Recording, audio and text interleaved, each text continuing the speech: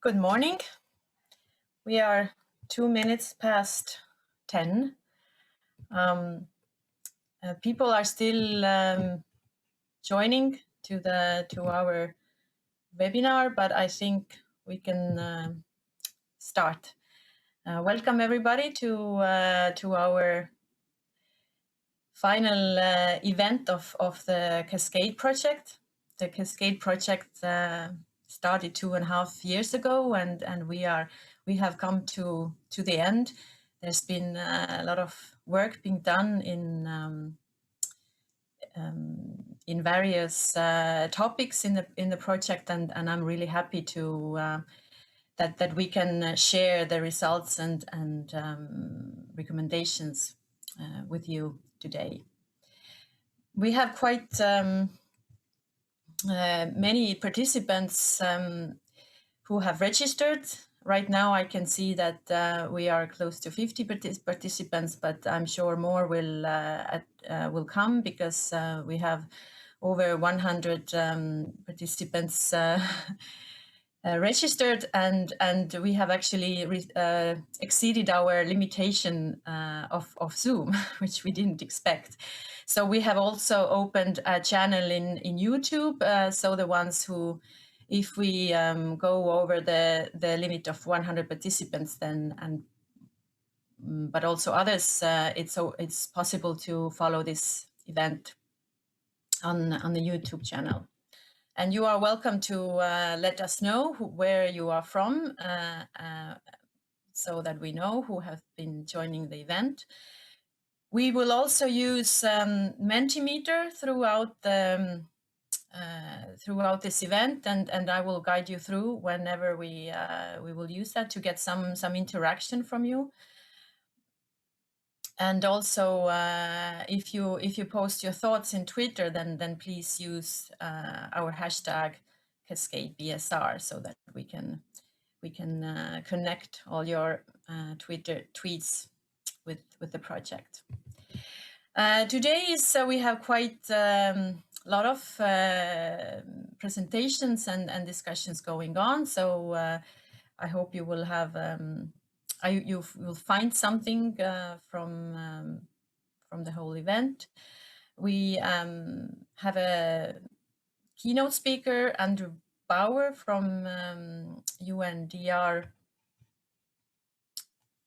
regional office, to talk about climate change adaptation and local disaster resilience building. And then also Mika Toivonen will give us an overview of the Cascade toolbox, where all of our results and outputs of the Cascade project are available. Then we will move on to talk about building capacities and what we have done related to training and education in the project. Then we will have a break. We try to keep the time, but we will see how well we manage with that. Then after the break, we will have a sort of a policy session where Franziska will give an overview of the policy recommendations on integration of climate change adaptation and disaster risk reduction. And we will also get an overview of the EU climate adaptation strategy. And at the end, we have a session where we get to hear about resilience and vulnerability in the city of Turku, but also we will try to engage you with some of the questions through Mentimeter to get you also interactive in discussion. As with so many participants, we thought it would be easier to try out some technological possibilities and get you engaged that way. And then we try to end at 1 o'clock in the afternoon. But to go to before we get to the content, I'm really happy to give a screen for opening words first to Björn Grönholm. Well, dear ladies and gentlemen, it is my privilege to open and have the opening words for the CASCADE Project's online final conference. Virtual, but very real and important for us. The first plans for the project was taken already in 2017, and since 2019, when the project started, we have gone through a lot of development steps and achieved insights and results when it comes to evaluate the state of preparedness and national practices in climate change adaptation and disaster risk reduction in the Baltic Sea region. The project has been addressing a topic of increasing need and importance. The situation in 2017 is quite similar to our current situation in the region. And we still need to work more and be more efficient in improving both the awareness and building the political support for solving climate change related challenges. So the project has been very well allocated in time and need. In the CASCADE project, we have been linking the Sendai framework with climate change and the SDGs, and therefore we have a unique cross-sectoral partnership, including experts from 7 countries, but we have also reached out to all other countries in the Baltic Sea region, and we have been communicating the needs and among the experts in our project consortium, but also on many local authorities, and also communicated to the European Union level. The project and the cooperation is a good example of local regional cooperation based on global decisions. And there are a lot of unique elements in the project, and it's been really good to see how these cross-sectoral experts work together. Today, the CASCADE project is presenting the results of this cross-sectoral, cross-border cooperation. The toolbox, including, among other things, background information, training material, and policy recommendations. For me, it's important to look forward. This has been a good instrumental project, but the next steps are important. And we need to focus on the implementations of the results and recommendations of the CASCADE project. So just to mention a couple, we need continuing cooperation and exchange of expertise, good practices, and success factors. So we need to establish regular regional forums for sharing good practices, to have crucial discussions, and look at new challenges in our countries and on local level. We need to keep up the momentum regarding the involvement of rescue services in climate change adaptation on the local level. And we need to raise the importance of the national level, encouraging and supporting the local levels and local level authorities to be active with the Sendai framework and climate change adaptation and the interlinkage between these two. So we need all multi-level governance levels in these corporations, more than we have today.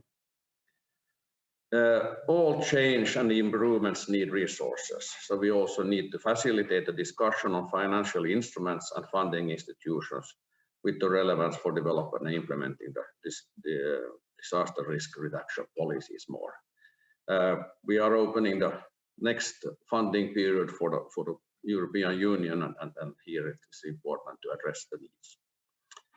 Finally, I would like to thank the CASCADE Consortium for the valuable work for stakeholders in the Baltic Sea region, and I really look forward to next steps with further implementations of the results in the toolbox. So thank you, everyone. Wish you an interesting and rewarding final conference today. Thank you, Evelyn. The word is yours. Thank you, Björn. Thank you. And we will move on to the next, Jari Honkanen, who will also give his opening words. Please. Yes, good morning, everybody. My name is Jari Honkanen. I come from the Ministry of the Interior Department for Rescue Services International Unit there. Thank you very much for the invitation to this final conference of the CASCADE project. I think your way of working during the project is one brilliant example of the active, recommendable, and reasonable project cooperation in the Baltic Sea region. I say reasonable because this project gives solutions and tools added value to the partners in places where they have or where you have recognized gaps. And I totally agree with the words of Mr. Grönholm, what he mentioned before, of the importance of the and essence of the cooperation in our region. In my presentation, I will give an overview of what we have been preparing in the Ministry of the Interior in order to fill some gaps in our own Sendai framework implementation. We did have a steering group of Sendai disaster risk reduction cooperation in years 2015-2018, and the network consisted of 19 partners. But after this period, the cooperation has been smaller. But of course, last year, mostly concerning the corona pandemic cooperation. And then, of course, there has been the annual country report that we have been given to the United Nations twice a year. Like you know, the Sendai reporting covers several branches. Collecting information from several authorities and organizations for annual report is the responsibility of our Ministry of the Interior. And since we don't have any single source of information or data collecting, single data collecting system, we need to collect the facts from different sources. In Finland, we don't have any single strategy based on Sendai framework, but we have several other national strategies, programs, and the legislation. All these form the structure for the needed preparedness and for catastrophes.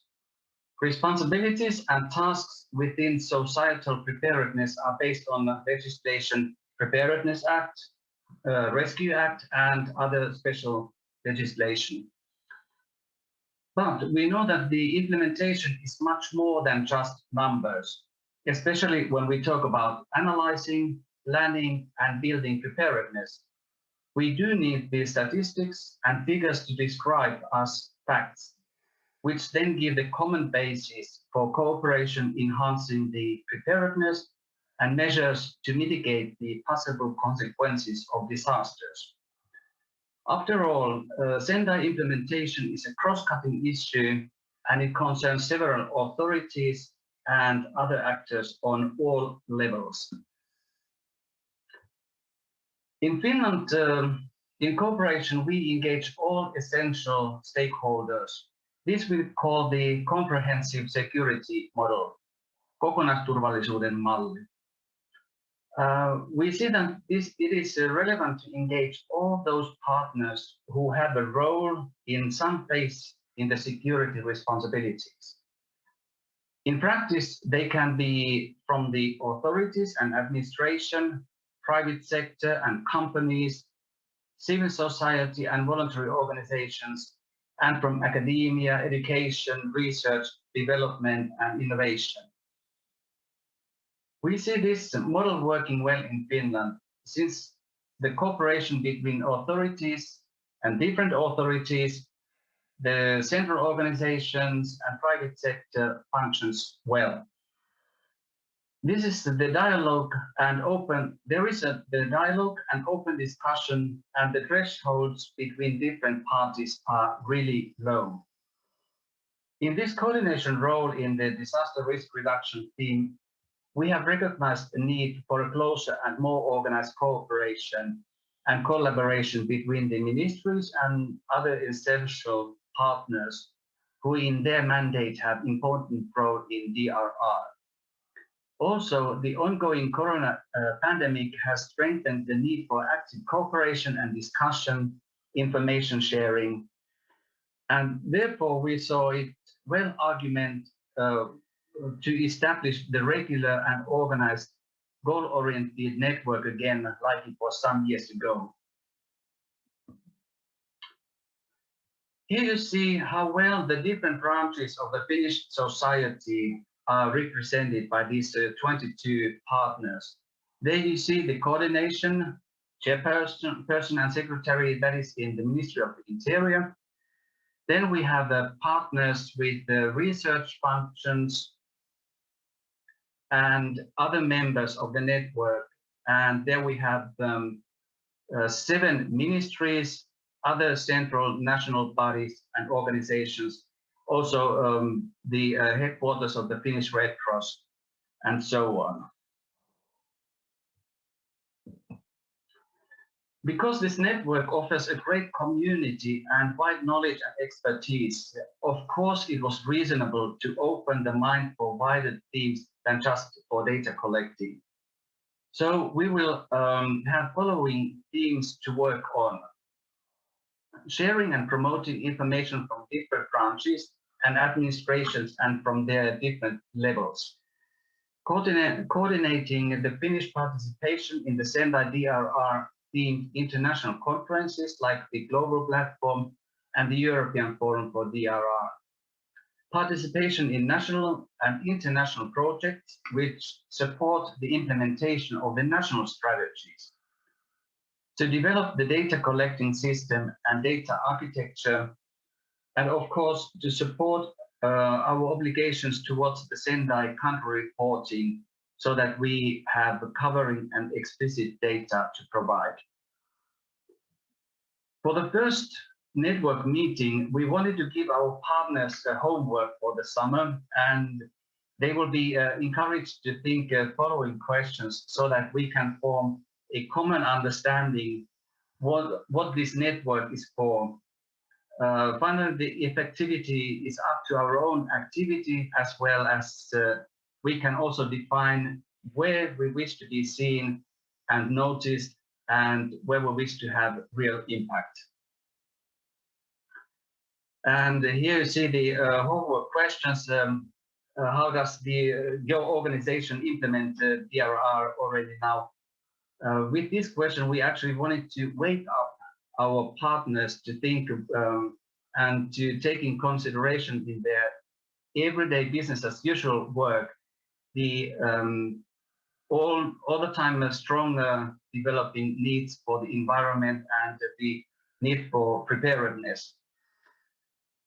Like you see, we have a very practical and pragmatic procedure because we think that the clearer the partners see their possibilities and influence of being active oneself, the stronger is the engagement and participation in common issues. Finland is actively participating in the Baltic Sea Region cooperation in the policy area Secure. Finland coordinates 3 of the 7 priority areas, and we are active in 4 others as well. One of them is the implementation of the Sendai framework. It is coordinated by Latvian fire and rescue authorities, and we have offered our national active support to our Latvian colleagues. The other initiative that we coordinate a common proposal for the European Forum for Disaster Risk Reduction site event later this year in Portugal. Its theme is the information architecture. We want to work on the challenge of splitted and unequal content of data, how to create a modern data architecture to serve the decision making. Our partners in this proposal are Sweden, MSD, Latvia, and the CBSS Secretariat. So this was an overall update from the Finnish Ministry of the Interior in cases engaged to support and promote the very important DRR investments for our common future. Thank you very much for your interest, and I wish you all a good webinar and afterwards very good and relaxing summer. Bye-bye. Thank you, Jari, for this interesting overview of implementing Sendai framework in Finland. But before we go on to our keynote speaker, I would like you to join to our first 2 Mentimeter questions to get an overview of the audience that we have here today. And I will also, you will also see this, we already get the answers. Very good, very good. If you miss the code, then the code is also seen on top of the screen.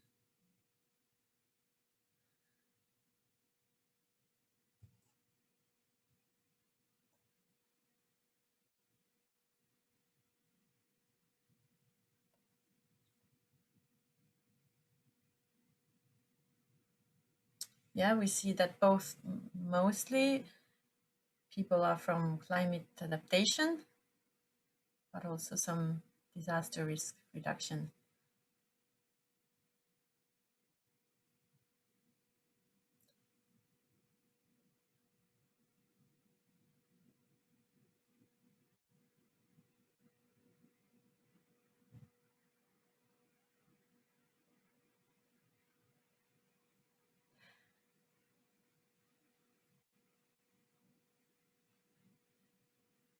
We still have some people not answered.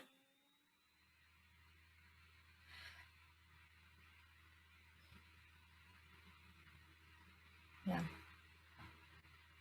It looks like disaster risk, people who are working in disaster risk, also many are working in like both adaptation and disaster risk.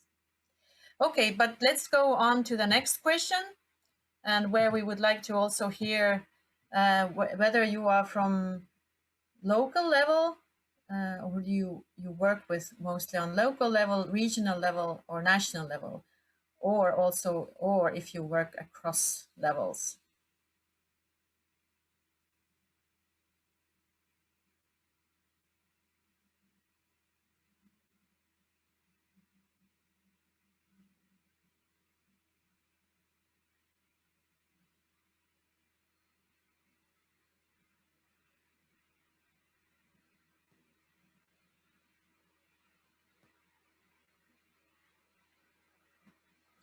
Looks like it's getting quite equal, and quite many people are also working across levels, and maybe less, not so many here at the national level.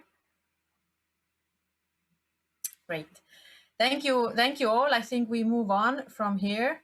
I am happy to give a word now to our keynote speaker, Andrew Bauer. Please, the screen is yours. Evelyn, thank you very much. Good morning, everyone. I hope you can hear me okay. Thank you very much for inviting me to give a bit of context and a keynote introduction to this project. Thank you for the CASCADE Project for organizing and having delivered such productive and enriching products and work over the last 2.5 years. Thank you, the European Union, for supporting this project in the first place. And I'm also delighted to follow colleagues such as Jari from Finland, and to be here on the call and as part of this group with long-standing friends and colleagues from MSB, CBSS, and other organizations. So delighted to be here this morning.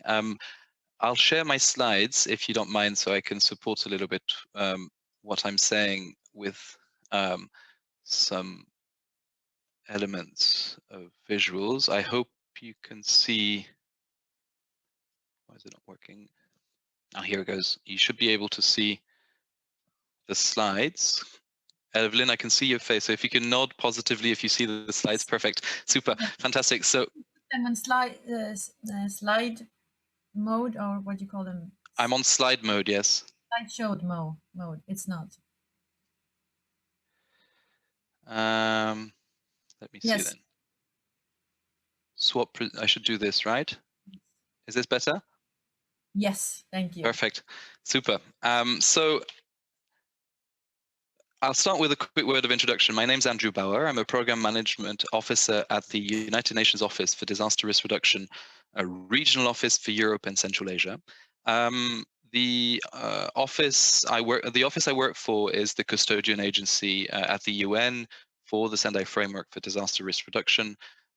We got a very contextualized introduction here by Jari presenting how this applies in Finland, so I will not here detail the elements of the Sendai Framework, but simply to recall the importance and the relevance of this project, as it really reflects the fact that Sendai implementation can only be successful if all levels of governance, all stakeholders in all sectors are involved in preventing new risk, reducing existing risk, and driving resilience as a governance issue, as a knowledge, a risk knowledge dimension, but also importantly, as the representative of the city of Turku said, talking about that financing and investment component, one of the 4 priorities of the Sendai framework, which is at a very timely phase now as we reach 2021 and the new decade towards 2030, having implemented the 6th target of the Sendai framework, target E, on the development of strategies. Now it is about implementing strategies and working out how best to finance and orient investments to ensure that we can implement successfully strategies for DRR at local, national, as well as regional dimensions. And here I'd like to also again echo and underline the great work CBSS has been driving in this respect in the Baltic Sea region. The Sendai framework also has a very important 4th priority around disaster preparedness. And we've seen over the last few months how important it is to address complex systemic risk from a perspective also of ensuring preparedness. And the rescue services and operational colleagues on the line today will recognize how important it is to bring together those elements. Response is critical, but response will only go as far as the prevention and preparedness measures taken will provide the right context to reduce those risks and vulnerabilities to ensure that the future impacts are less stressful on the systems they affect. A quick word of context, and I saw from the Menti poll, and that Evelyn was very useful to understand a little bit the audience here. We really have a strong climate change adaptation community and audience today, but also a strong audience covering and of expert and engaged in both dimensions. And of course, across all levels, working at all levels. And I will not detail here this notion of coherence between 2 critically connected agendas, but I would like to share with you a few elements of context that I think can give an idea of some of the areas where this notion of coherence needs to be looked at carefully. And a number of those components are being addressed by the CASCADE project, and we will welcome the opportunities to build on those results as the project comes to an end. But of course, the project comes to an end, but the products of those projects and the good dynamics and cooperation that have emerged will of course continue beyond this project cycle.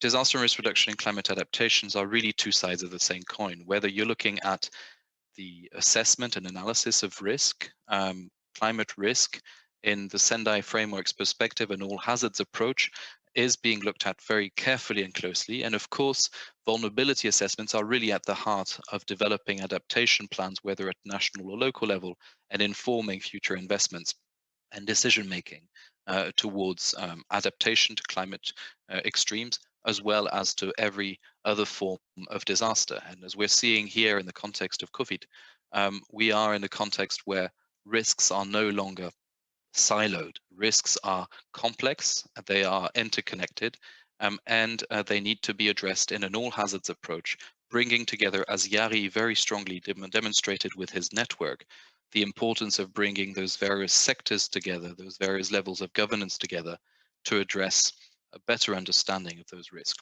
But of course, as the network that Jari introduced for Finland demonstrates, this works if the governance structures, if the legal frameworks are in place to have that capability to engage on both disaster risk reduction as well as climate change adaptation, which are cross-cutting and comprehensive agendas that are not limited to one sectoral dimension. So we really are at the UN encouraging rescue, civil protection and rescue operatives to really look at the climate agenda as a central component of their work, and vice versa, to understand how in other sectors, might it be the climate agenda, the climate community, as well as the health community, as we're seeing with COVID-19, the importance of connecting closely with the civil protection authorities, which traditionally have been closely tied to the disaster risk reduction agenda.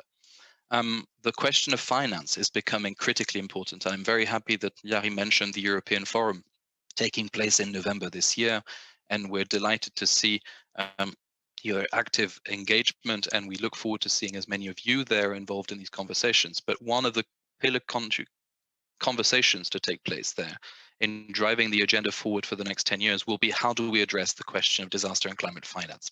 How do we finance implementation of what we're doing? How do we de-risk investments? How do we inform better risk-informed investments going forward? And I think these will be critical conversations from here onwards. And I think a lot of what is being done in the context of this project will contribute enormously to this process.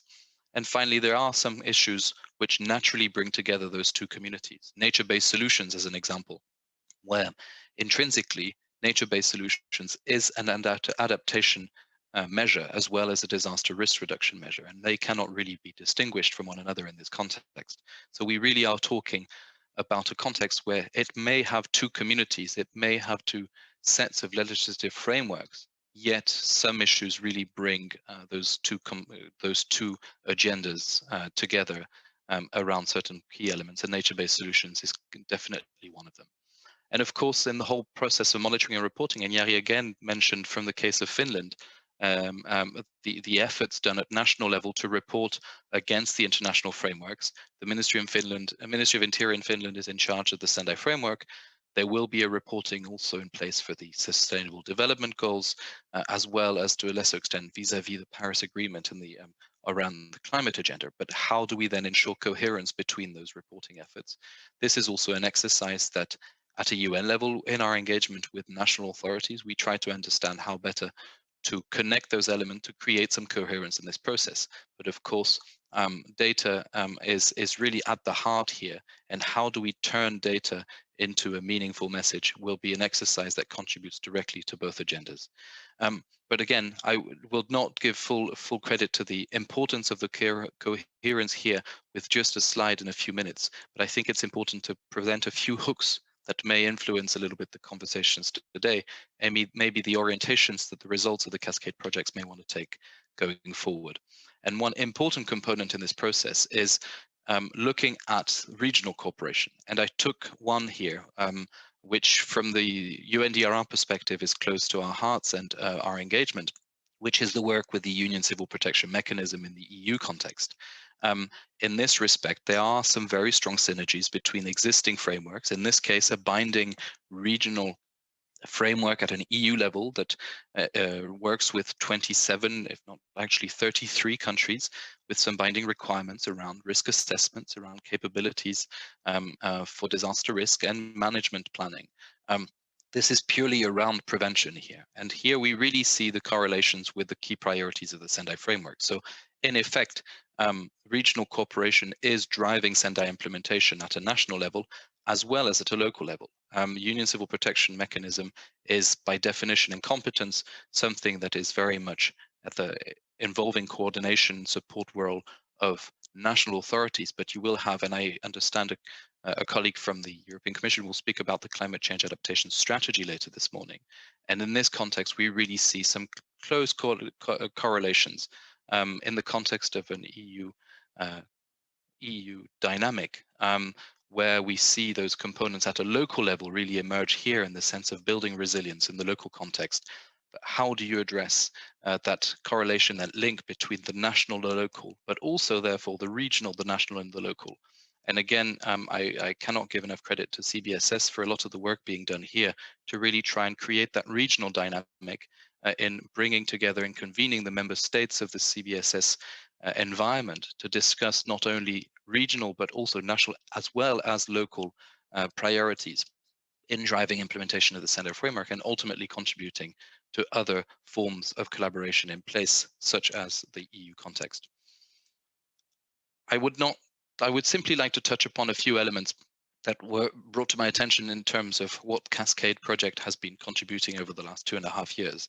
And really emphasizing how important it is that such projects can provide some elements around improving knowledge around the assessment of climate change related risks at a community level, We understand that experiences at community level are unique and they are very context specific, but providing some form of discussion and exchange of experiences and developing toolboxes. And I look forward to hearing a little bit more about that later.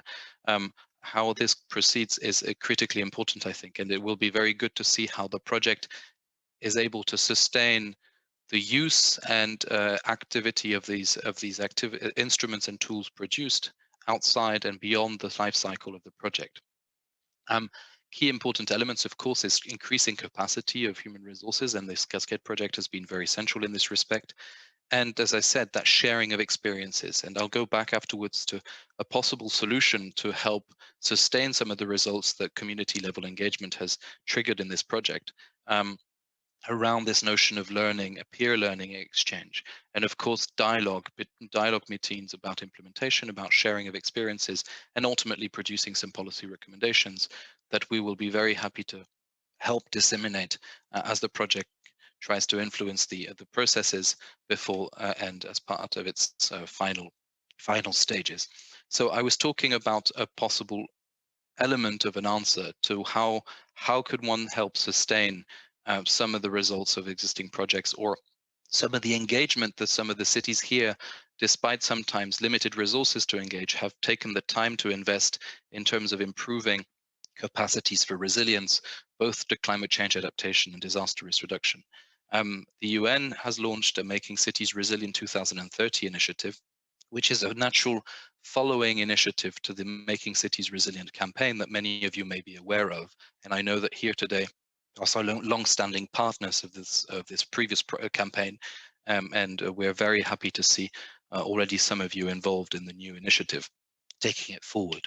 MCR 2030 is really there to accompany cities as part of a global network around a resilience roadmap. So identifying opportunities for cities to either improve understanding of disaster risk at a local level, to either improve planning of strategies and plans for resilience at a local level again, engaged with a set of partners, other cities, as well as national authorities to accompany this process.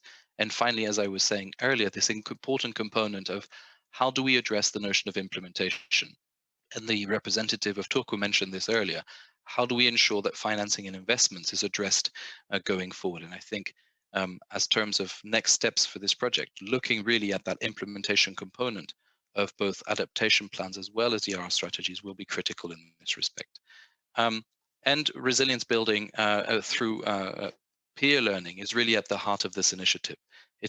The network has been created to create a trusted environment where practitioners on resilience, again here I'm not talking about DRR only, but resilience in its broadest sense. So climate adaptation, DRR in its traditional sense, but also other forms of resilience activities that may be taking place at a local level will be at the heart of those exchanges between cities. It is really there also to construct on a set of partners that have been driving this process of supporting cities engage with each other. We have at a regional level a coordinating committee, and we're very glad, for example, MSB is strongly involved. We would like to see how CBSS could be involved with us in this process, and really work in this respect with partners who can accompany the cities in steering the strategic orientations of this initiative.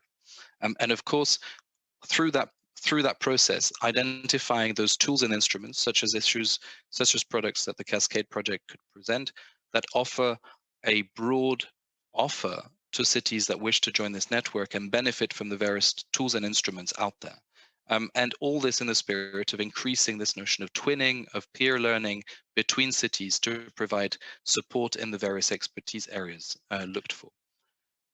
And finally, one important component here is this notion that cities that are really at the driving edge of this whole process would be looking to also establish themselves as a bit of a hub for resilience. And we would like to also work with leading cities in the region and in the global network to become resilience hubs in this context. So it builds on the previous role model cities of the Making Cities Resilient campaign. It really is around some political and technical commitments that cities can make to address disaster and climate risks. And these would be cities that can really help other cities as part of the network drive their plans and risk governance for resilience, and sharing experiences and really becoming champions and inspirations across the network. And these cities could be at the heart of city-to-city collaboration and support. So all these elements are opportunities for cities such as those engaged in the network to build on the expertise and the dynamics that have really driven the CASCADE project to see, could we be interested in joining such a network to engage in the roadmap? Could we be interested to also explore opportunities? Are we interested to become possibly a hub for resilience? And then therefore, this network would be the place to come and engage on these questions. And we'd be delighted to have you with us and on board. And of course, this comes as a network offering a certain set of exposure and availability of support instruments that UNDRR, as well as the core partners, are promoting and offering as part of their respective track of works. So here are just very practical examples of type of work UNDRR is doing, where we are supporting cities directly, but many other partners have their own contributions, some of them very dedicated to the climate adaptation environment, for example, and we would really welcome those conversations to take place with cities who have worked on the CASCADE project to see what may be the needs following the project.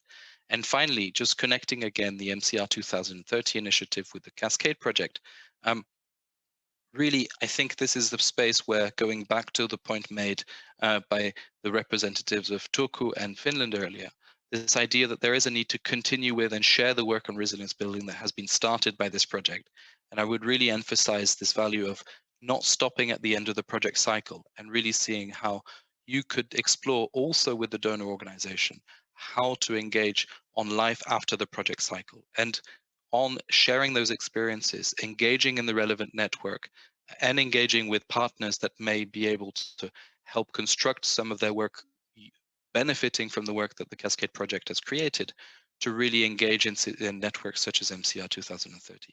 And finally, last but not least, I really think this project is a signal how much work in the Baltic Sea region has been done towards reinforcing regional cooperation around local resilience, and actually around resilience in general terms. In this context, I would really encourage CBSS and others to really explore how can we continue driving this regional cooperation around local resilience. And UNDRR would be delighted to continue those conversations going forward to really establish and consolidate the presence of these hubs or these central points in a regional context that are really galvanizing a political and technical momentum towards resilience building at a local level. And finally, just with a little word of visual promotion, if you were interested in joining the network, and we really hope to see you there soon, is go online at mcr2030.undrr.org and register your city as a member of this initiative, and we'll be delighted to have you there and offering a bit of a natural transition towards the next steps that the CASCADE project has set in motion. With this, Evelyn, I'll stop here. I'll thank you again for inviting us, and be very happy to exchange with colleagues here. I will have to leave a little bit before 11 o'clock this morning, I'm afraid, but I'll be delighted to be with you for the next few minutes and answer any questions there may be. So thank you very much again, and over to you. Thank you very much. It was very interesting, and also good to hear that that with this CASCADE project we don't stop here, but there are ways to take this work forward. Very, very good. Yes, we have a question here in the chat. Will the MCR 2030 resilience roadmap process also be working on ensuring coherence between adaptation and disaster risk reduction reporting, or how to tailor the reporting to meet the needs of various macro regions?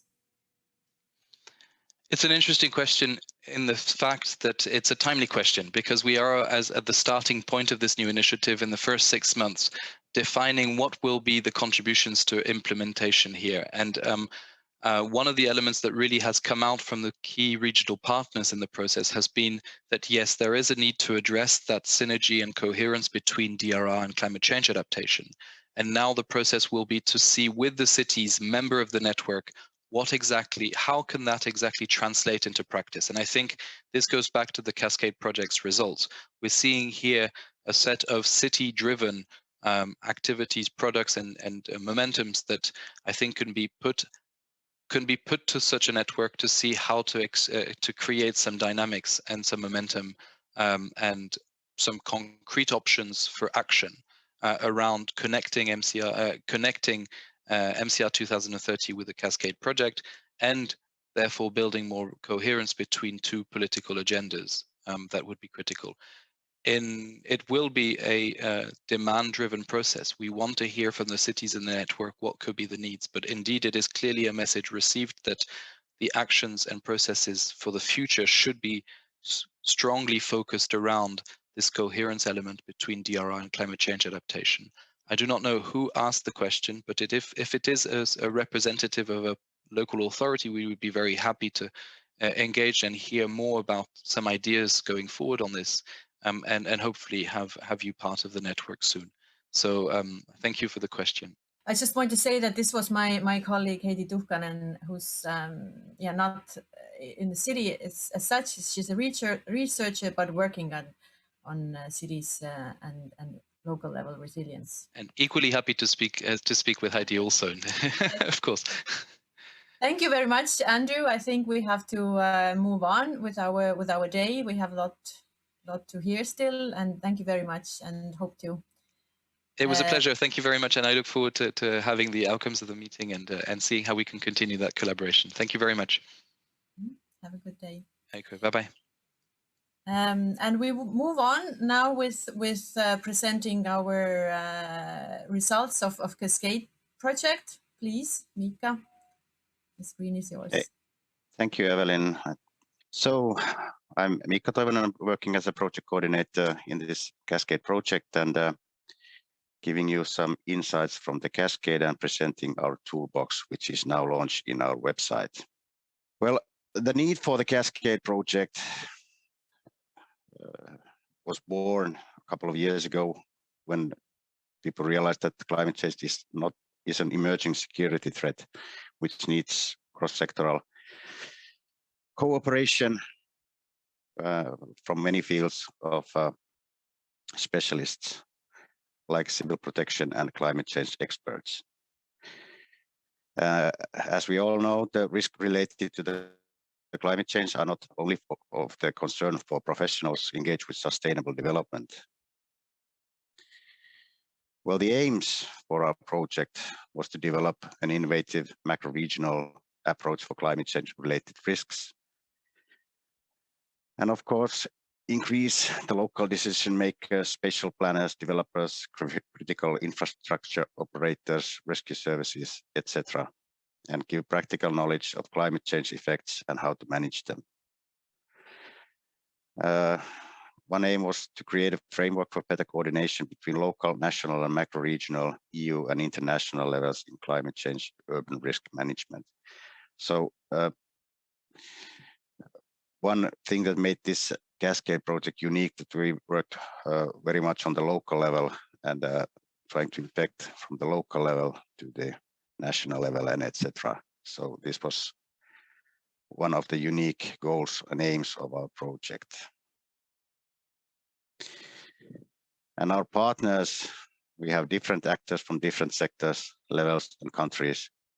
We have civil protection experts, climate change experts, researchers, policymakers working together and finding solutions to security risks posed by the climate change.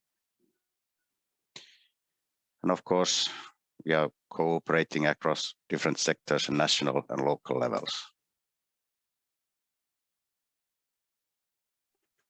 And here all the logos of our project partners. As you can see, there are lots of partners from different sectors. Yes, and the outcomes of Cascade projects. Yes, we influence on local, national, and international level decision makers and increase knowledge on all levels. The training course developed by our consortium is easy to modify for local level actors. Well, as everyone knows, the COVID-19 forced to move the training to the internet, but the material can also be used in physical trainings. It's very easy to modify. And the toolbox we are launching includes all the essential results of, or the essential results are now available. For example, the guidelines for the risk assessment and the national policy dialogues. So let's go a little bit deeper into the toolbox we have launched.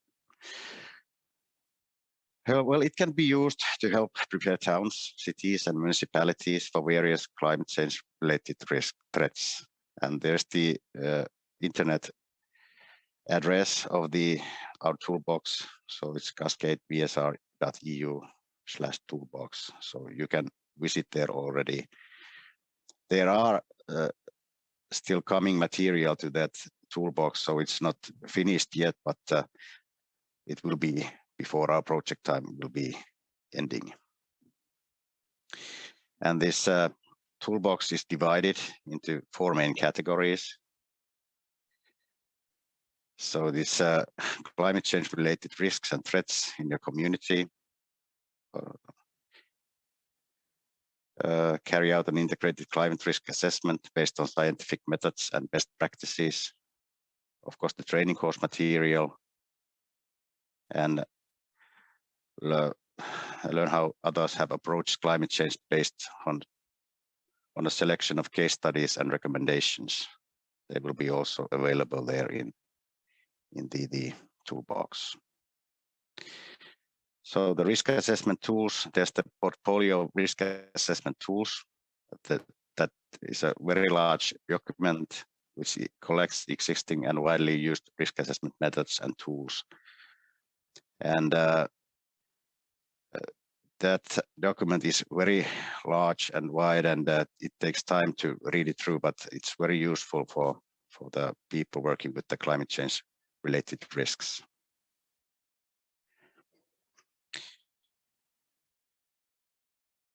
So the guideline for integrated climate change and risk reduction management, it presents the process of risk assessment and risk management at the local level. There's a document called Overview of the Climate Risk Drivers, Hazards and Consequences. It's useful reference for understanding the links between potential drivers, hazards, and their potential impacts. And of course, the overcoming barriers to climate adaptation, it provides information on typical barriers that local authorities face in moving forward on climate adaptation and how to overcome the identified obstacles. And capacity building materials, there's the curriculum for the trainers. Actually, our project consortium has already organized 2 separate workshops where this curriculum has been tested and a little bit implemented already. And also you can find the document mapping of the training needs, and there's a result from the survey identifying the climate change training needs, which are now conducted in the project. The policy development section, there's supporting materials like addressing challenges, sharing example of good practices from the BSR, and providing recommendation also on how to bring integrated climate policy development into educational curricula. And there's this other materials section also. It will include other materials produced in the project and the links to existing material concerning climate change related risks. And this is still under construction, this part of our toolbox. So you can't really find all material yet from there. And I also can address this question that climate change is here already. So, but are we ready for this? So thank you on my behalf and for behalf of the CASCADE project for participating in our final conference, and hopefully you will have a nice webinar, and I will leave the floor to Evelyn. Yes, thank you, Mika. The link to the toolbox is also given in the chat, so you can go see later. To see what's there and what can be useful for you. We will also come back to with Mentimeter to ask about some of the tools and results that we have from this Cascade project to get your opinion about them. But right now, there are no specific questions to Mika. I think we will move on to our next session. Sorry. Yes, and then we will talk about the training that we have had in the Cascade project, and also how we move on to integrate this climate adaptation issues in university curriculum. So the first speaker is Markus Jostes from Hamburg Fire and Rescue Service, who were the lead partner in the training. So the floor is yours, Markus. Thank you, Evelyn, for the short introduction. I try to share my screen right now.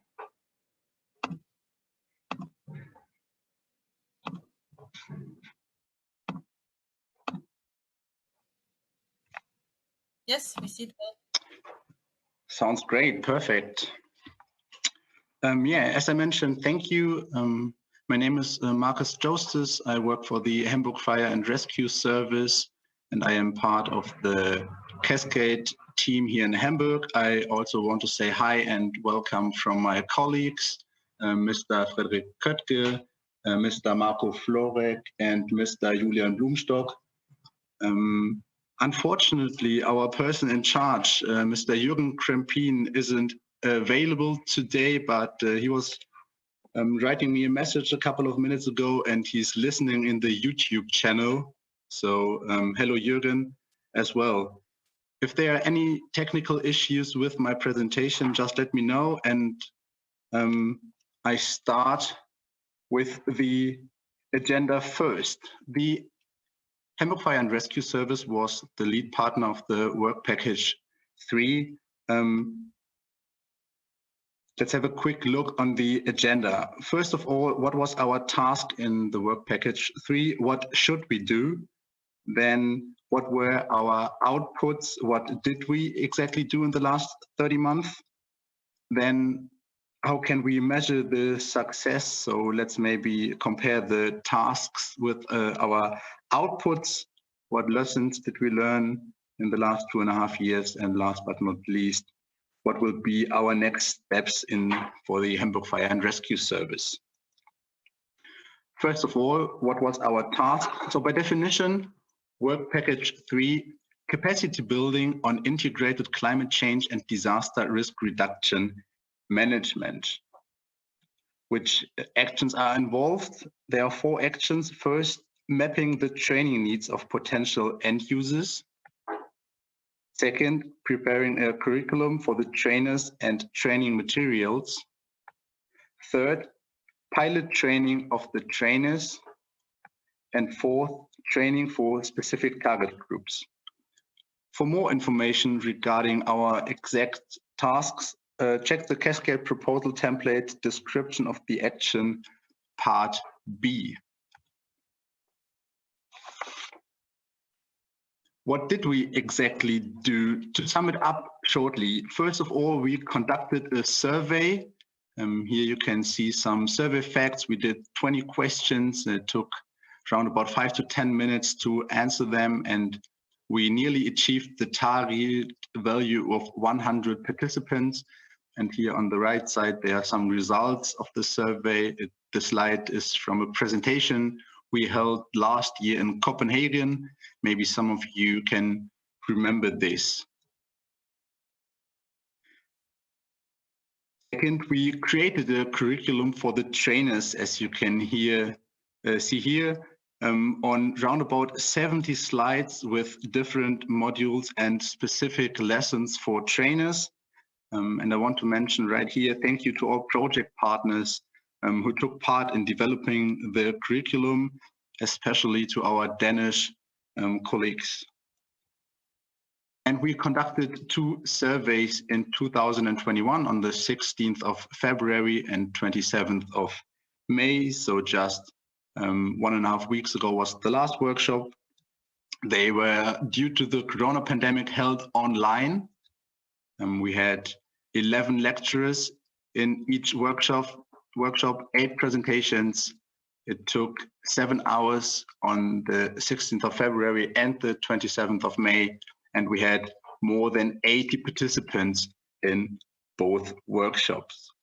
So that were our outputs, really shortened and summed up. And what tasks did we complete? So let's have a quick reminder on our 4 action steps. What did we do to accomplish these action steps?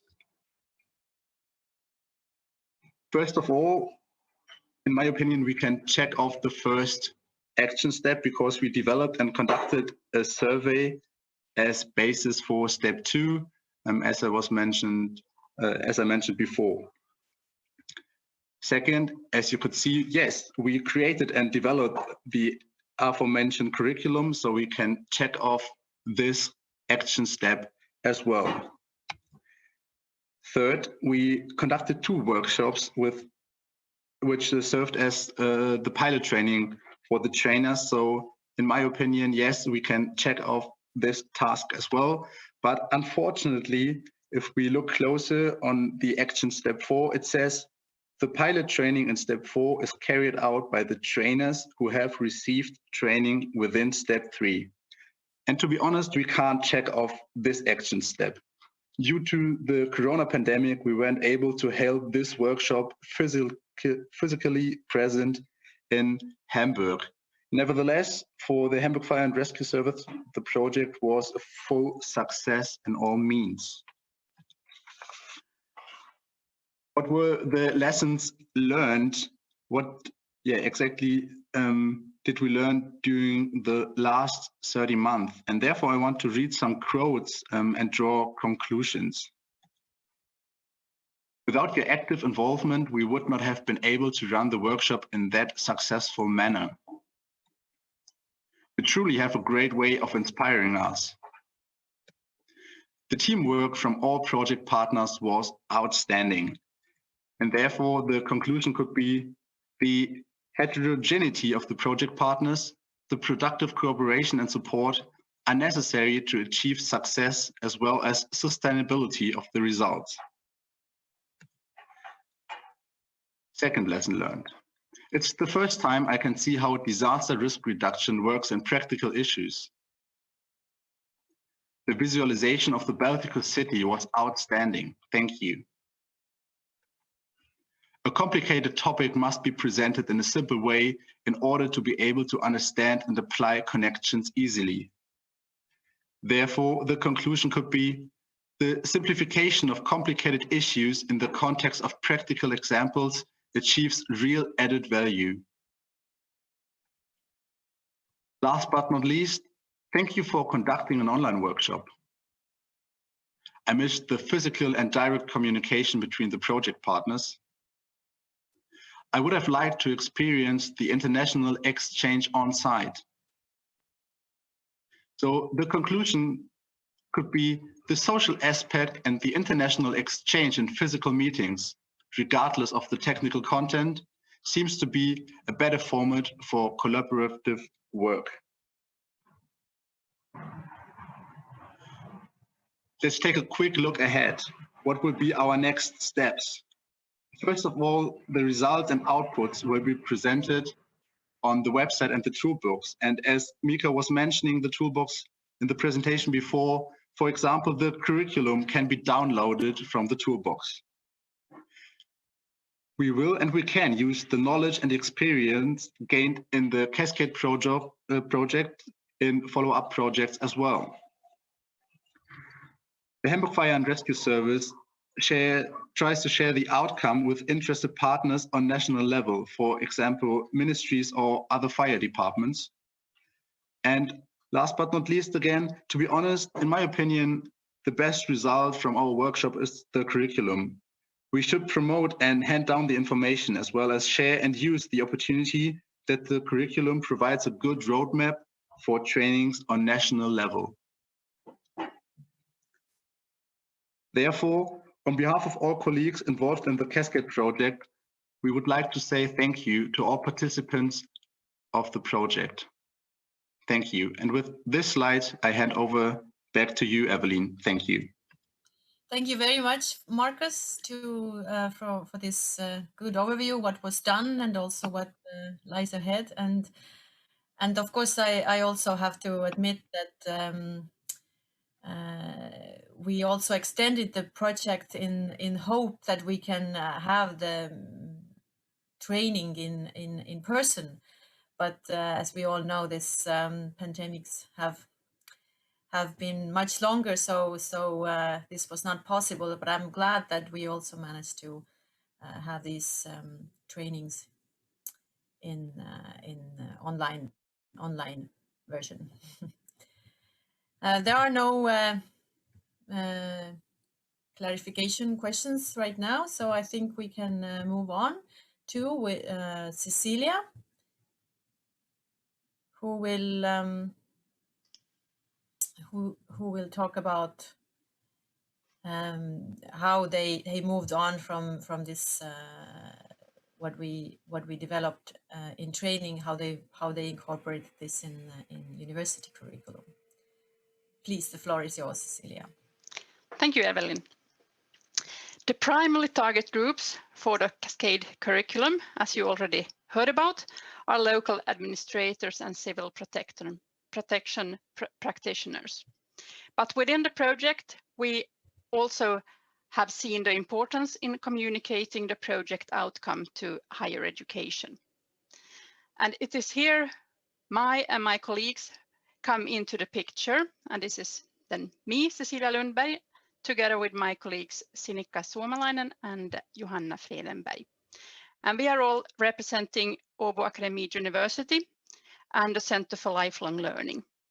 And as a member of the university network, Baltic University Program, BUP, we have made a short version of the CASCADE training course suitable to use as a whole or in parts in courses at university level.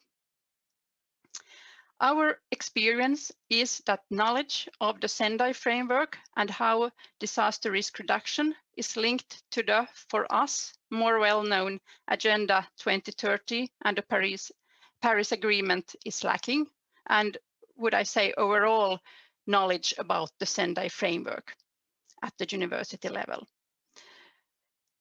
This level of our course is basic, and the 3 lessons we have prepared will give a first insight to disaster risk reduction and a linkage to climate change in general and to the Baltic Sea region in particular.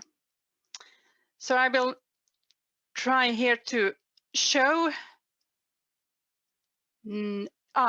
Please, Evelyn, can you stop sharing your screen?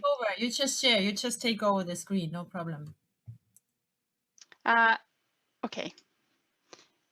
Start sharing. Yes. Yes. Here it is. So we then have 3 lessons that consist of presentation with both background notes included, a presentation and background notes included to give a more thorough information. And they are all placed here at our website of Baltic University Program Finland. And you find it here under for teachers. And here under educational material,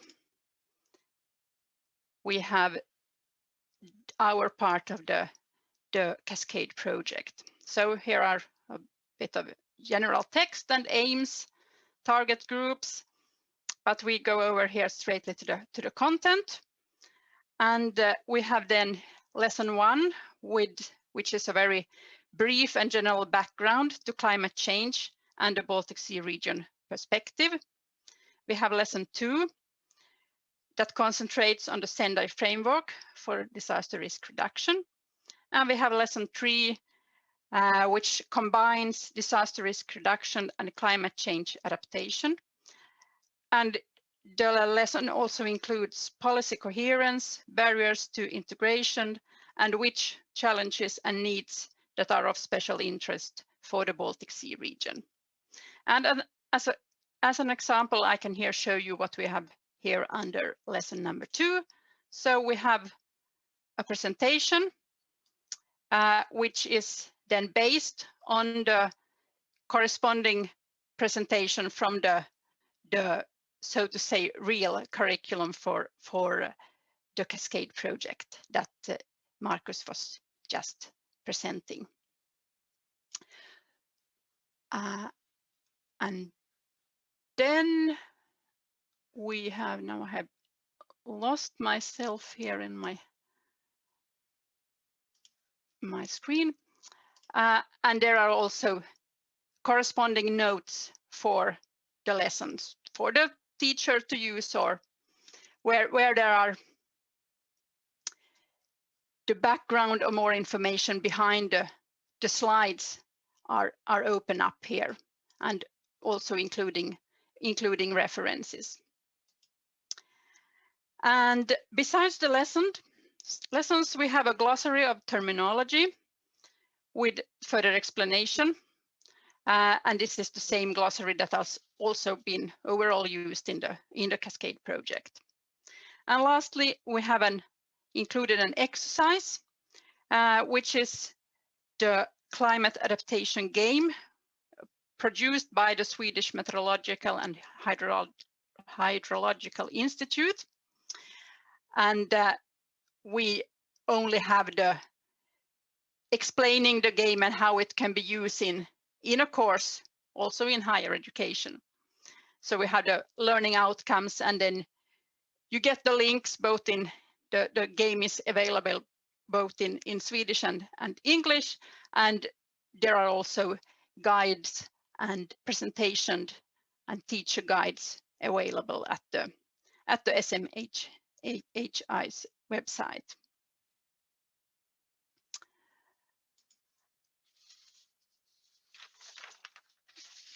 All this material is freely available, open at the BUP.fi webpage.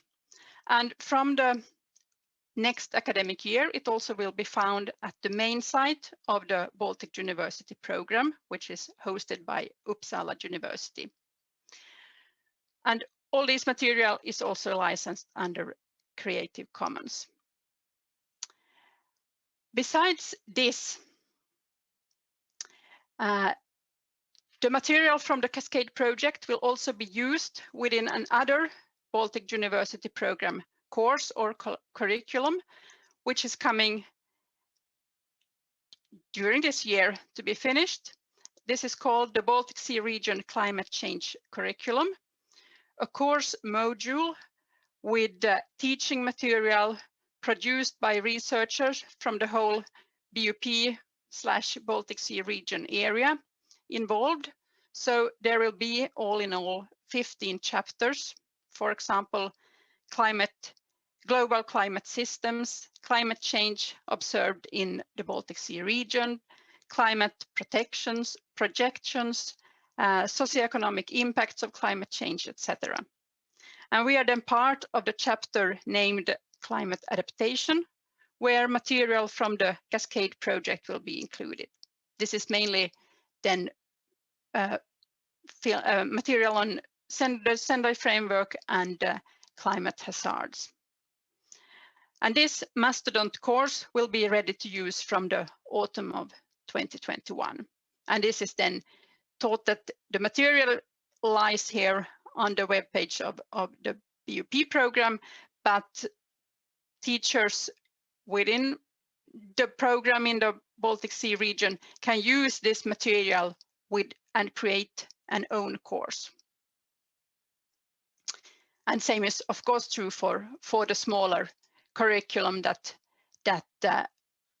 we have, that is totally based from the CASCADE project. So thank you. From me, over to Evelyn. Thank you, Cecilia, for this overview. So did I understand correctly that in the next fall it will be taught in Uppsala University as a course, or it will be including in this coming climate change curriculum course. Yes. Yeah, but not in but not in Åbo University. Yes, the plan is that we will also be using this material for a coming course together with in cooperation with the Open University at Åbo Academy. Okay, so good to hear. Yes, the plan is that it will be ready for the next spring. Yeah, okay, good to hear. So students can already be starting to get use of the results of this work. And I hope then that other universities also around Baltic Sea region will use this material and use this opportunity to also create a course on their own. Yes, we will promise to advertise it better than in the beginning, after the summer, when the new year starts. Yeah. Okay, thank you. If there's right now no other questions, then we are a bit ahead of time. But I guess this leaves us a bit time to then focus on also Mentimeter interaction later. But right now we will move on now to our next session, where we will talk about EU and BSR climate adaptation policy. First, we have a presentation from Franziska Seufert, who will talk about the integration of climate adaptation and disaster risk reduction work and the policy recommendations from that. Please, Franziska, the floor is yours. Thank you. Good around noon, I guess I have to say to everyone. My name is Franziska Seufert. I'm working at the Council of the Baltic Sea State Secretariat, for example, with the civil security team. And in that capacity, I'm here today. I will share my screen. And yeah, I can say that together with the colleagues from the Safe and Secure and the Sustainable and Prosperous units at the CBSS, we have been working at the work package 4. And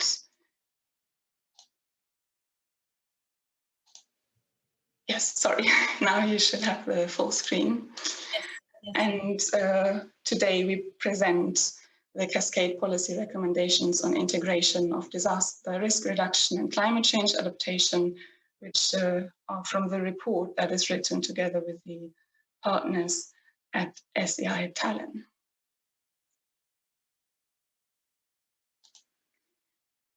Just a short overview, and to situate this section, I will briefly describe the CASCADE Work Package 4 with a goal to formulate policy recommendations. We continue looking at the process, so to say, from mappings to policy recommendations. But let us then have a closer look at some of the findings, just to get better insights and on the process of how we got to the policy recommendations in the end. So, which is point 4. You see the breakdown of the work packages of the CASCADE project, and they all interlink, of course. You have heard of some of them today. You might have worked on them or followed the work of the work packages, but for the sake of the policy recommendations, we want to look at work package 4, initiating policy dialogue. As was laid out for the project, the main objective of work package 4 is to mainstream climate risk assessment into management and policy planning on the national and local level to ensure coherence of relevant policies in the macro region, as well as to ensure sustainability and ownership of the results through anchoring the results in the relevant policy level and with the relevant stakeholders. To do so, the following steps or this following process was implemented. In the first stage, meaning mapping, for example, the Sendai framework implementation in the Baltic Sea region, interviews were carried out with all the focal points or other national representatives for the Sendai framework for disaster risk reduction from the member states of the European Union Civil Protection Mechanism in the Baltic Sea region.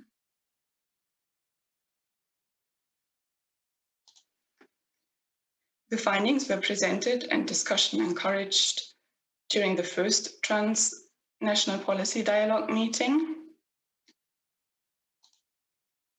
And then national consultations were held between October 2020 and April 21, so now this year, collecting input from various levels and sectors in Denmark, Estonia, Finland, Germany, Latvia, Lithuania, Poland, and Sweden. And these consultations were possible thanks to the support of the project partners and great participation of you and many more.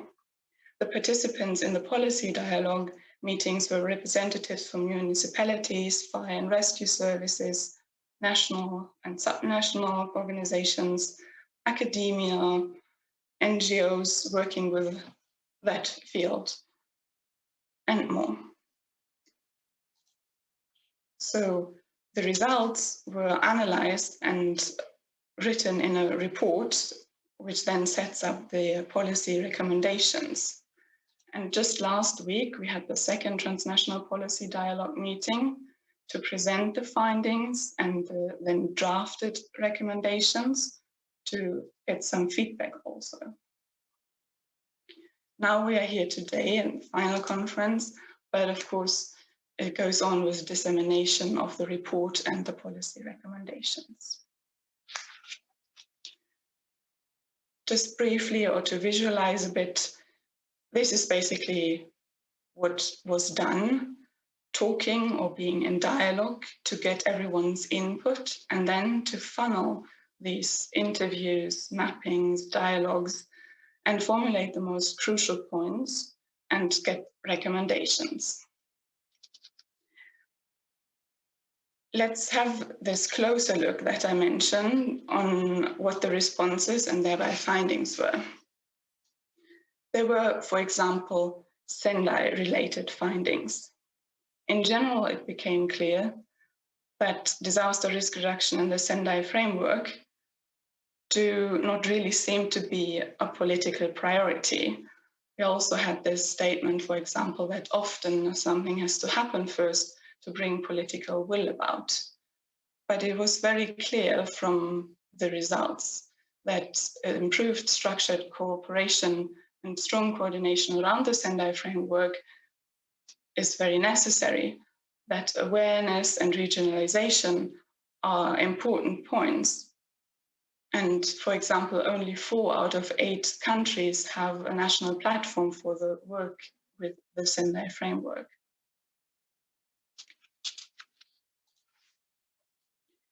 There are findings about risk assessment. There's varying extent to which countries account for climate change in their national risk assessments at all. And generally, it could be noted that across the Baltic Sea region, there is a problem of maybe too narrow a graph of climate risk assessment. So they are not encompassing enough levels or factors. And funding is one of the main challenges in implementing adaptation policy, as you can also see with the facts or statements we have here. For example, Lithuania calculated that in the next 10 years, there will be need for 3.3 billion euros to implement all the adaptation measures in the energy and climate plan. When it comes to the area of competences and knowledge, expertise, capacity building, and knowledge sharing are crucial and widely requested, but generally low, even in larger, well-resourced cities. And another of the key points is lack of climate-related competence.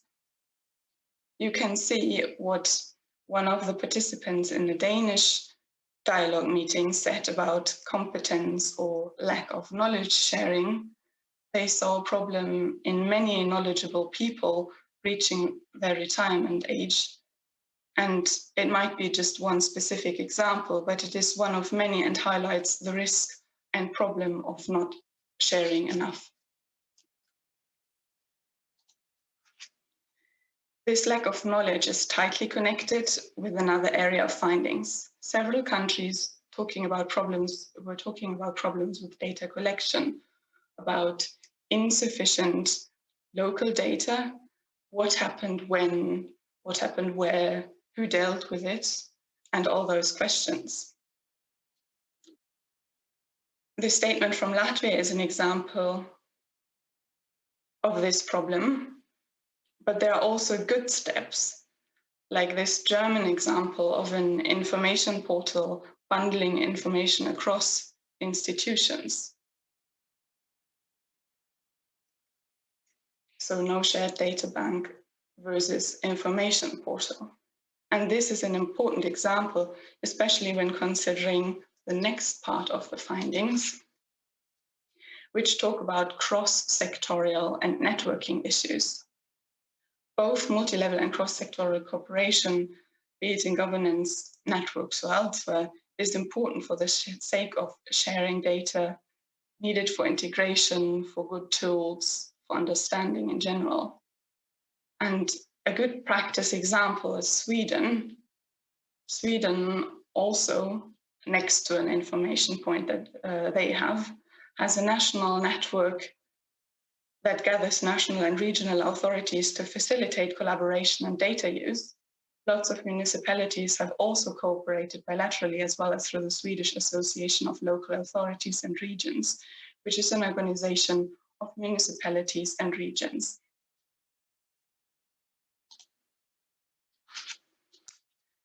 We are at a point where the project, and with it work package 4, ends. The activities, that is the interviews, the dialogues that I have mentioned, took place, and the report is being written and to be published.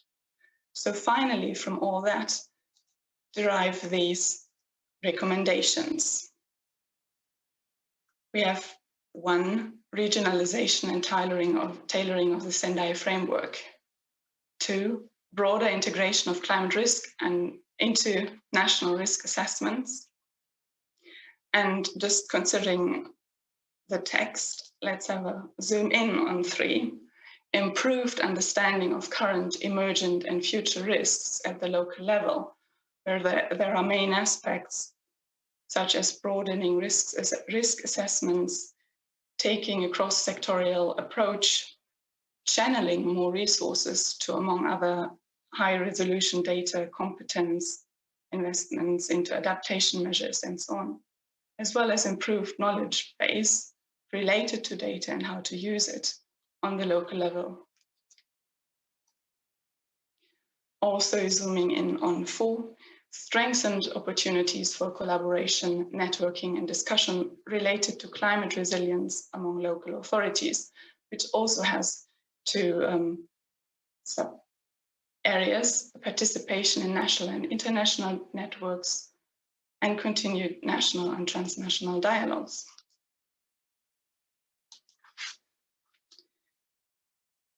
As mentioned before, the recommendations derive from the interviews and dialogues, meaning the source are the topics and concerns raised by the interviewees and participants. Aim of the policy recommendations is to guide politicians and practitioners at the national and local level. That could be civil servants responsible for climate adaptation and disaster risk reduction, policy planning and implementation, spatial planners, environment impact assessors, and so on. Of course, the recommendations do not mean that nothing has happened in this area. No, I mean, the project and all of us are the best example of that, but they want to give guidance on how to maybe better integrate Sendai framework and EU climate change adaptation policies in every one's daily work, how to overcome barriers that do still exist in the Baltic Sea region in assessing long-term risks and vulnerability of societies, sectors and businesses to changing climate, as well as to increase resilience to those changes. Last step in the process, as was mentioned earlier, after finalizing the report and recommendations, will of course be the dissemination through the network of Sendai focal points and UBCs and CBSS channels and networks. Lastly, to remind ourselves of the 4 main recommendations, you can see them here. I hope you have gained an overview of the process, findings, intention of these recommendations. And with that, I would like to say thank you and give back to Evelyn. Thank you, Franziska, for this good overview.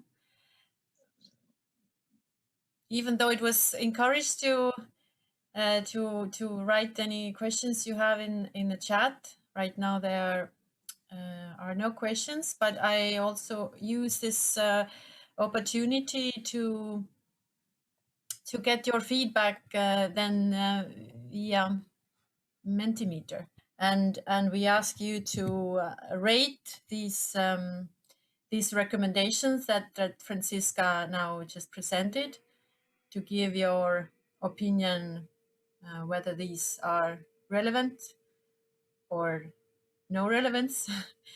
You can give points up to 5, from 1 to 5. And while you are giving your ratings, I also wanted to confirm, I didn't say that before, that all these presentations that you heard today and we'll also hear later will be shared in after the event, and also the recording will be available for those who would like to maybe go back to check something or couldn't attend all the day. You can go check later, but this information will be shared with you soon after the event.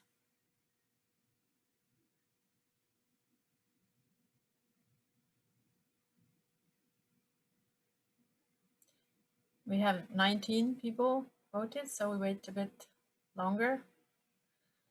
We can see so far that this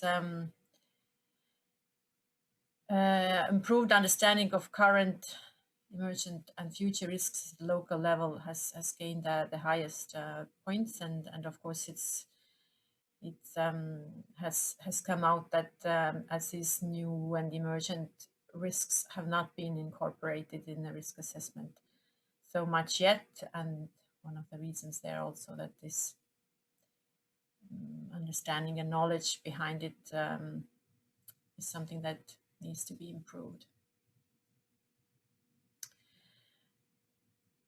But it's still good to see that that all the recommendations that have come up from this work with stakeholders and from the dialogues and interviews, that they are still quite relevant, at least to the participants here, but also then to wider audience. So it's good feedback to us. Thank you.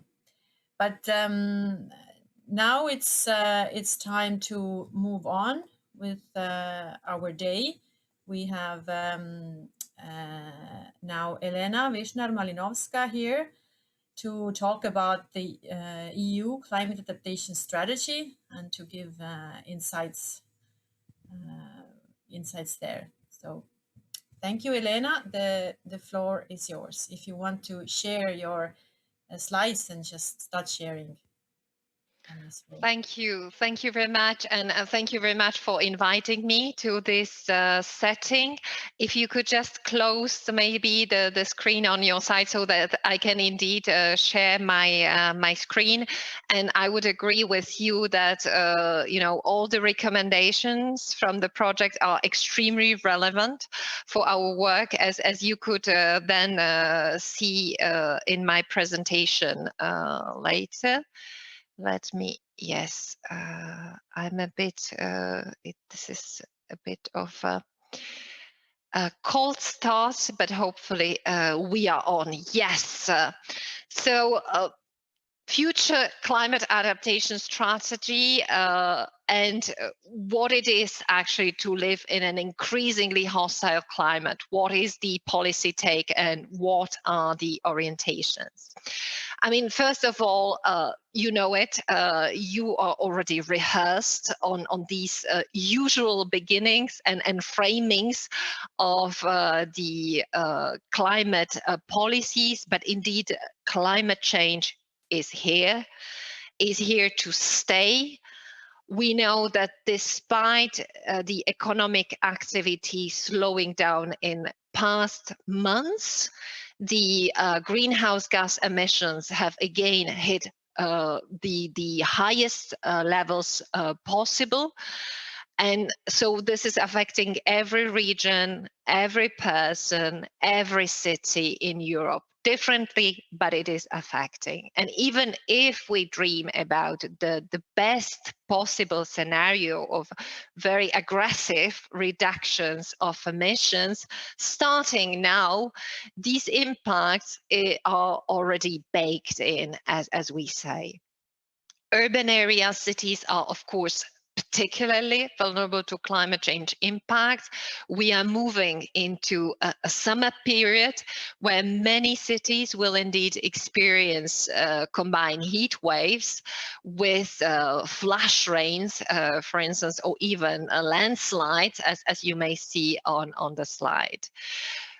Since you know, we cities also include a lot of green areas and often are surrounded by forests, impacts on forests are also here to stay, be it the forest fires or be it, for instance, the dieback of forest due to spread of diseases, for instance.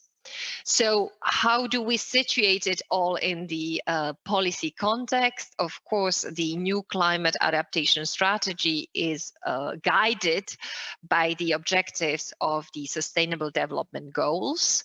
It's one of the policies areas that actually does communicate very nicely across the huge spectrum of Sustainable Development Goals when it comes to poverty, water, oceans, equity.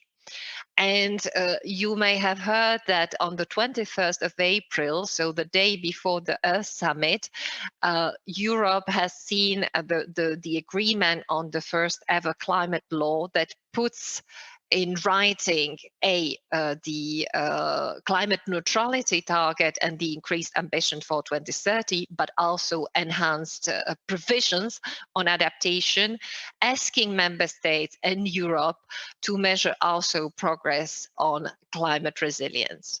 Of course, as part of the Green Deal, we have the different strategies with which adaptation works very closely, like the forest strategy to come out, like the biodiversity strategy that was adopted, like the sustainable finance strategy that is due soon.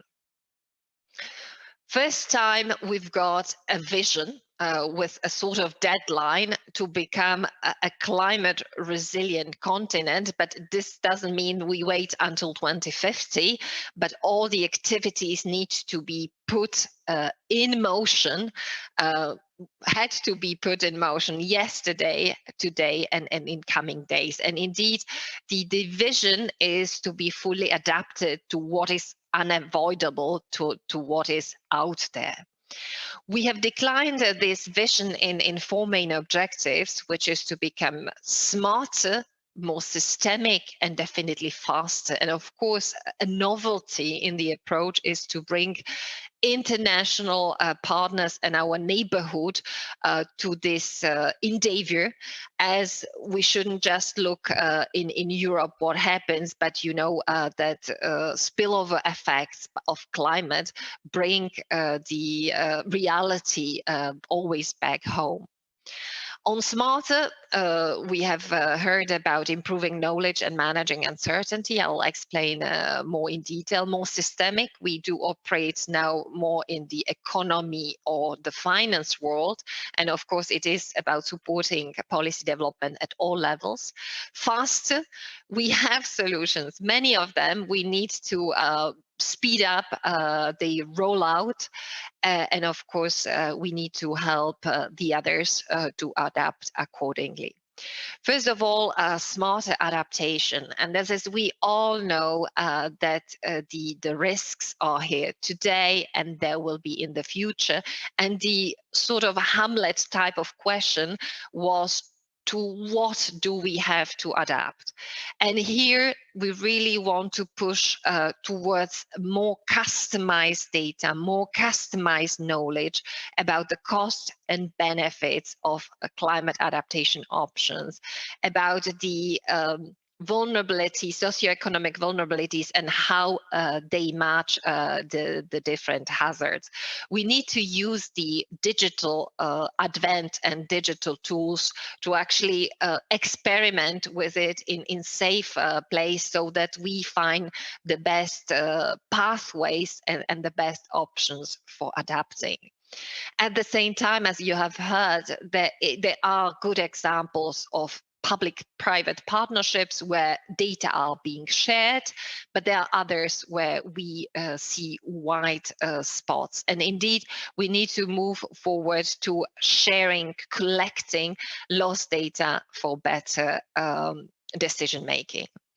In Europe, the first to go on climate adaptation is the Climate Adapt website, where we want to federate other sources of information, and where you will find recently also the Health and Climate Observatory, again, a very important source for cities to look into.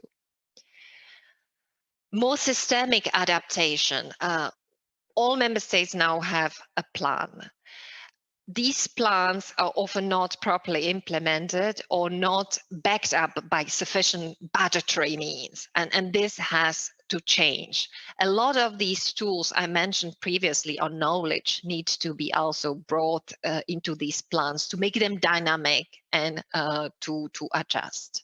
We move also from the governance by purely member states towards more regions, cities, but even what we call the just resilience at individual level, which means looking at the different sectors that are exposed to outdoor conditions and that will be very much affected, typically fisheries, agriculture, or tourism.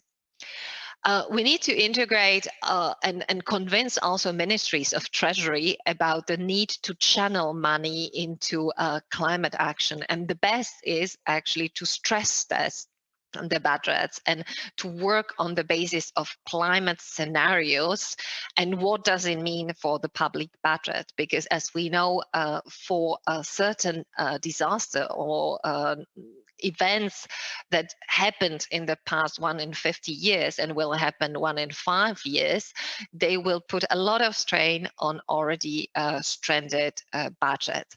And as we go out of the economic crisis, we need to make sure that the post-disaster is led in symbiosis with recovery efforts, that we really build back better or build back bolder, as I've heard recently from the US.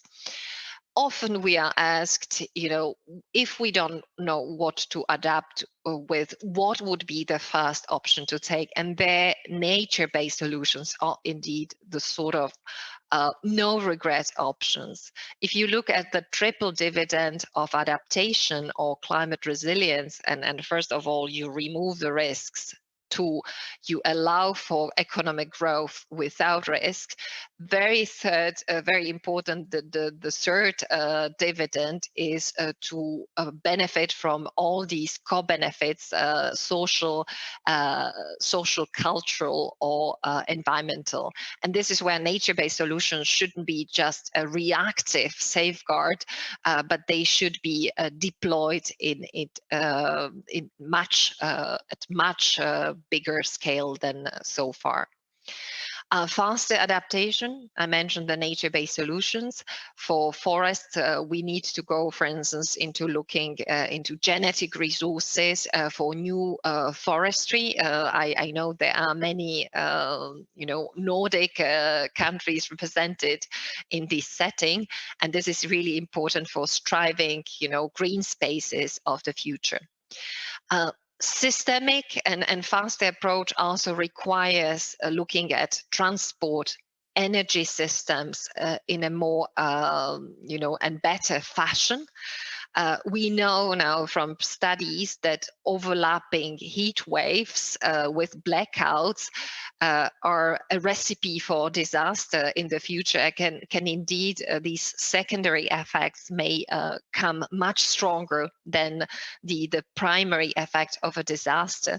And so it is important to climate-proof ex ante these systems.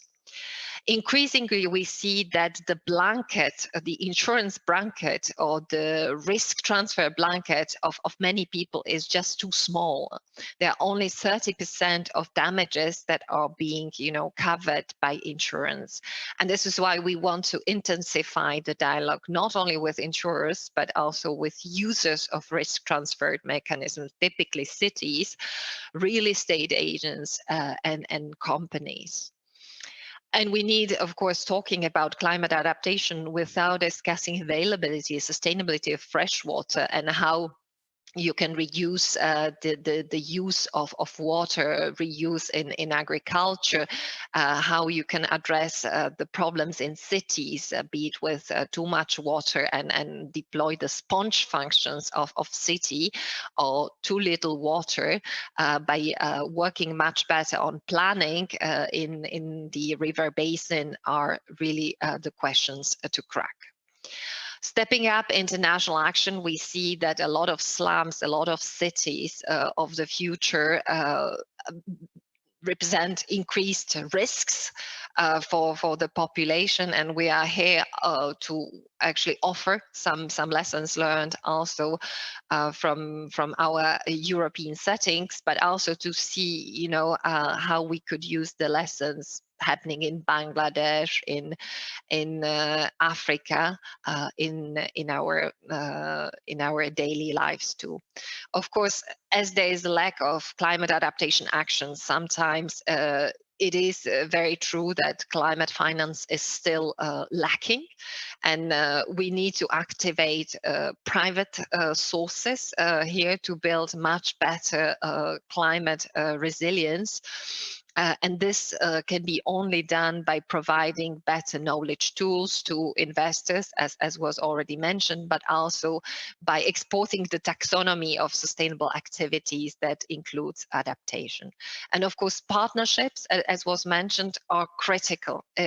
Adaptation is a teamwork.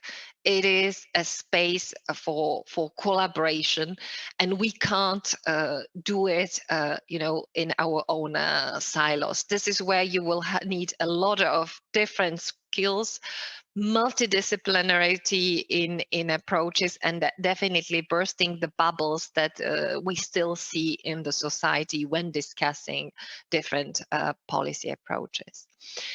We engage quite well with member states, and of course respecting the subsidiarity and the local nature of adaptation, but we increasingly also these narratives to shift and to say, look, there are cascading effects and of adaptation or non-adaptation from a member state to a member state, region to region.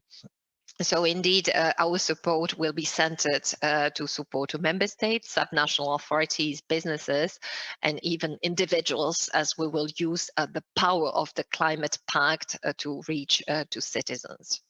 Financially, of course, there are substantive amounts of money now unleashed to support the recovery of our economies, and we should make sure that this money goes also to climate adaptation. And Europe is very well placed to bring together the forces of its members for better knowledge and tools. And in the coming months, we will roll out the so-called Mission on Adaptation, which is a research and policy approach to really make sure that the vulnerable regions get the knowledge and tools they need, and we can demonstrate on the ground that adaptation solutions indeed work. And of course, it is an invitation to work all together on this huge challenge. Thank you. Thank you, Elena, for this good overview. We have a quite modest audience here with not so many questions right now, but I would ask maybe from you myself then about maybe the next steps, what are planned. We, for the time being, Evelyn, we have very much focused on getting the buy-in. You know, it is, as you can imagine, there's always a lot of flashlight and fireworks in Brussels when a strategy is adopted, but you need to go to every corner of Europe to increase the knowledge about adaptation it as such, but also the strategic framework. So this is exactly what we are doing. We now do a lot of talking in the similar setting, talking to cities, different communities, businesses, member states.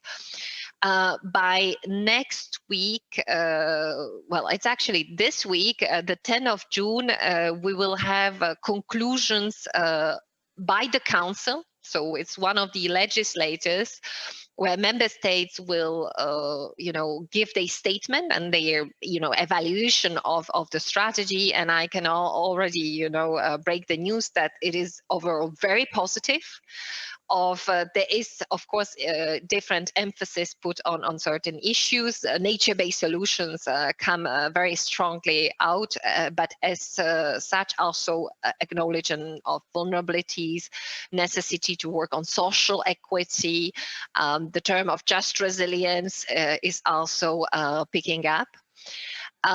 For the international setting, we prepare a sort of communiqué so that also at the climate change conference in November, everybody, understands that Europe is not anymore just about cutting emissions and forcing the others to do likewise, but that we empathize and we realize that as the neighbors are vulnerable, we are too, and we are building all the knowledge, all the policy, all the partnerships we need to do so, and we are happy to be partners with the other countries.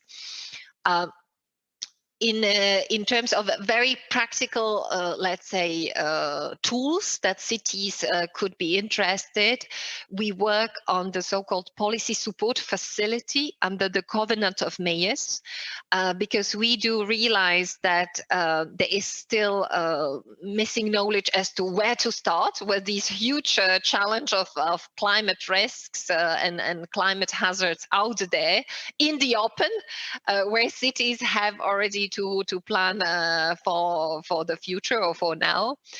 This facility should help in designing the adaptation plans and really start the process. So it's one of the, let's say, concrete port of calls that cities may use in the future.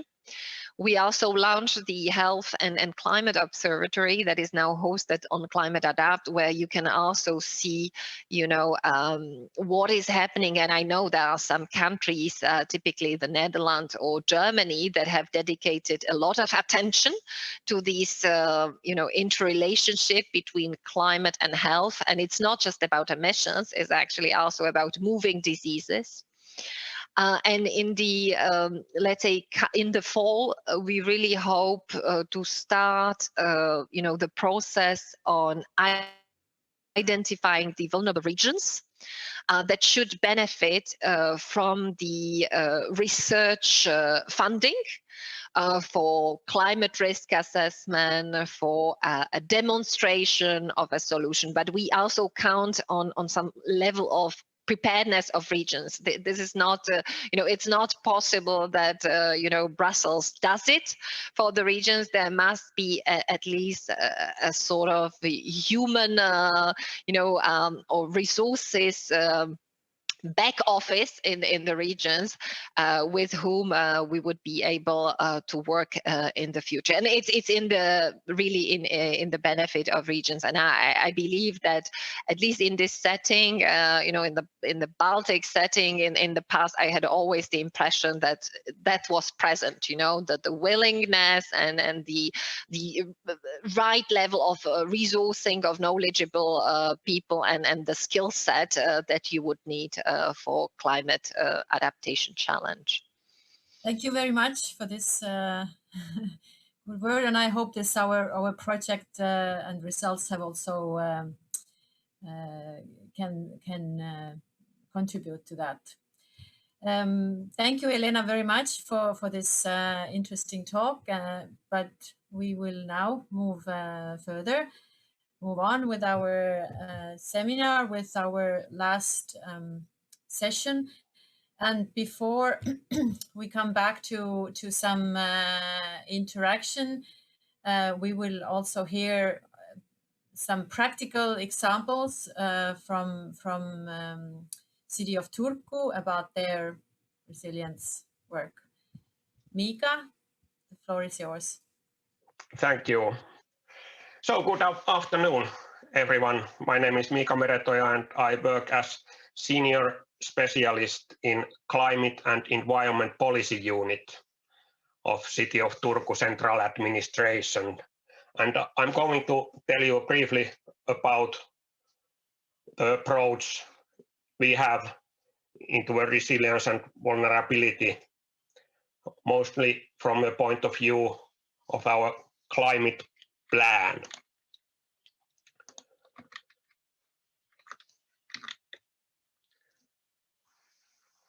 First, of course, the ambition of climate work is set in the city strategy, and we are in such a way in lucky situation that a city council is very committed to climate work regardless of parties. So we have a very good background in that sense. But roughly 4 years ago, we started to update our climate plan, and we decided to work according to the guidelines of EU Covenant of Mayors. And in that phase, we carried out a full risk and vulnerability assessment according to the Covenant guidelines. And this included the climate hazards, the analysis of the current and future situation, and socio-economic, physical, and environmental vulnerabilities and the impact of the hazards on the city. And this is just some part of the results of this analysis. The analysis was made mainly by literature review and expert interviews. and took some months to go through the process. And we found out that many risks are already here, and the risk level is already high at the moment. And many risks are also expected to increase both in frequency and intensity in the future, even in a short term. And two main categories of the risks we recognized were water-related risks and ecosystem-related risks, which means basically risks for biodiversity, but also for the well-being of the people, for the agriculture, food production, and so on. And after that assessment, the measures tackling these risks, they are included as a binding part of our climate plan, this so-called SECAP, Sustainable Energy and Climate Action Plan, which was used. We have been involved in the Covenant of Mayors already more than 10 years, but this was the first time when also the adaptation part was included as a binding part in our climate plan. And the plan was accepted unanimously by the City Council in 2018. And this is just one table trying to give an overview of this very complex picture of multiple hazards and what sectors may impact and how, and what are the main actions to tackle these impacts. But I'm not going to go into the details of this, but maybe in more general level, the main methods are listed here. We are trying to increase the information and its utilization on climate work, and of course focusing on these main risks, water management and safeguarding ecosystems, and are also involved actively involved in many adaptation projects. And one more thing which we found very important, we have experienced many hazards, and in these it has been proving very beneficial that the citizens can act individually and self-initiated. And so one important thing is also supporting a sense of community to build capacity of the citizens for mutual assistance of each other when the need comes.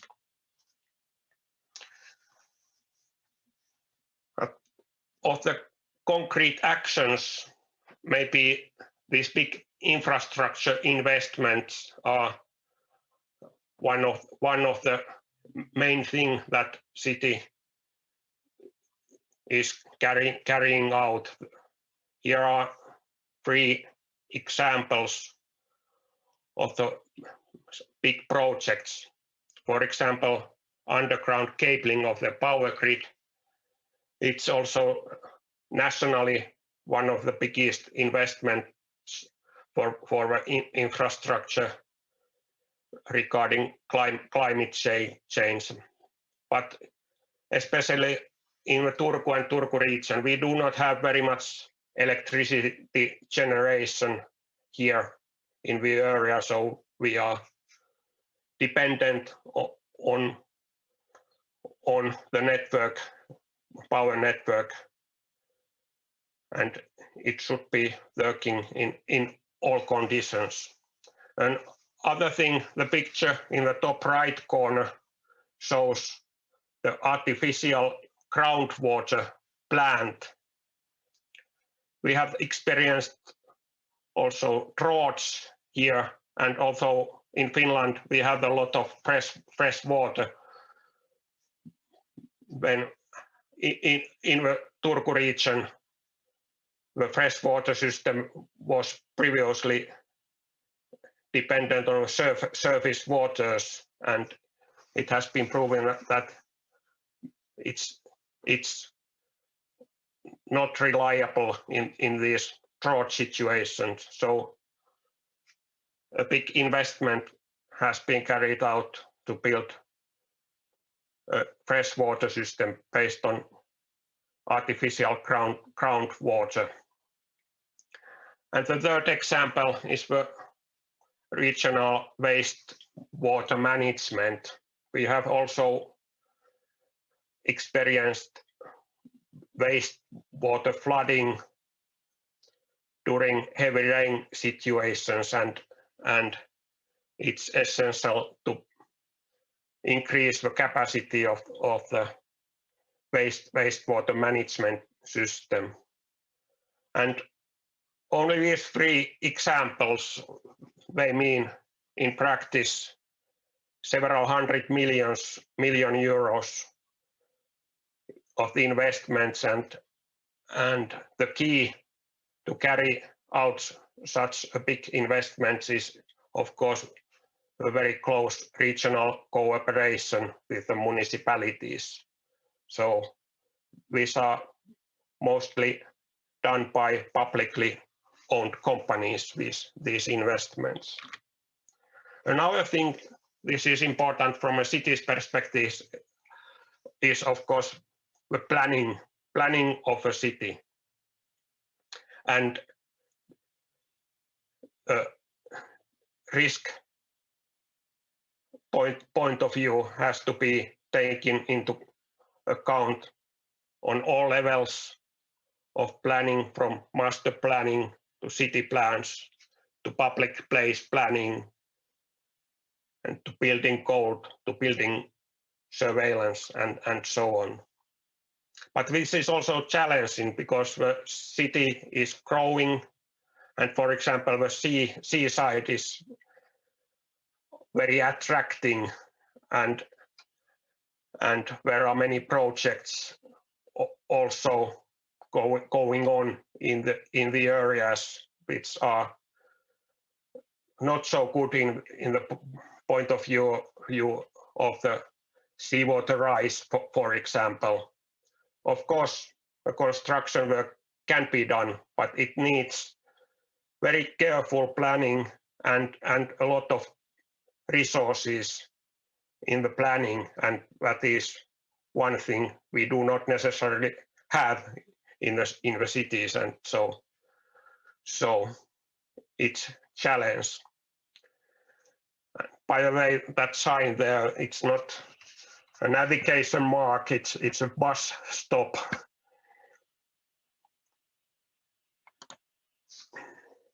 And also, new kind of thinking is needed.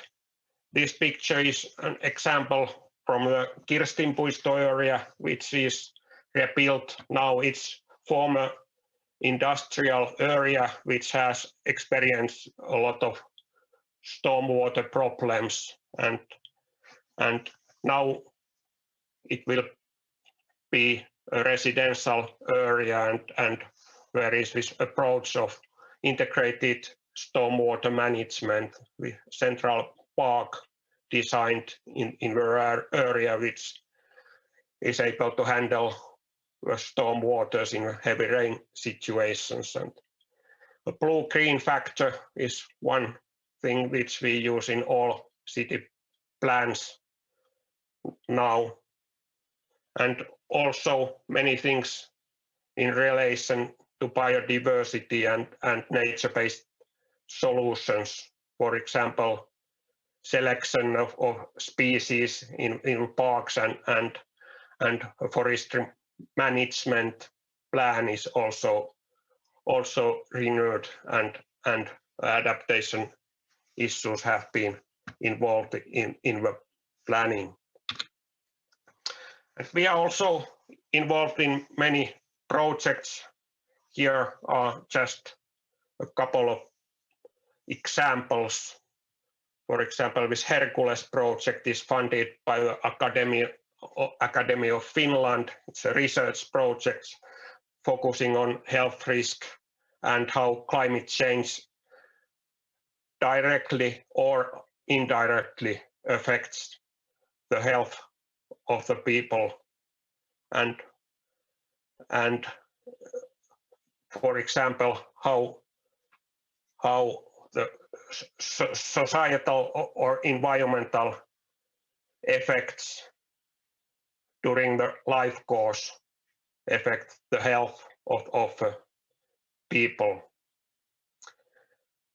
And another example, we are involved in a climate adaptation partnership where European Investment Bank is making guidelines and toolkit for economic analysis of the projects which are based on uncertain information, which is always the situation when we talk about adaptation. And also we closely work together with our universities. This is an example of the Turku Urban Climate Research Group, which has a permanent weather data collection system and have carried out also this data analysis of the urban climate, and they have been doing this research already 20 years now, and we have a quite good knowledge about how the urban planning, for example, affects the urban heat island. And actually in Turku, the urban heat island effect is also increasing because of a heavy construction around the city center. So that's all from Turku's perspective. Thank you. Thank you for this interesting overview of your activities. And then we also have some interest in the audience to ask about whether the Turku risk assessment is publicly available. Yes, it is. It is publicly available. Not all the details, not all the background details, but the basic results are included in the climate plan of the city. Okay. But we are actually starting now the update of the climate plan because we have council elections this week, and for the new council period we are going to update the plan and are going to update also risk and vulnerability assessment.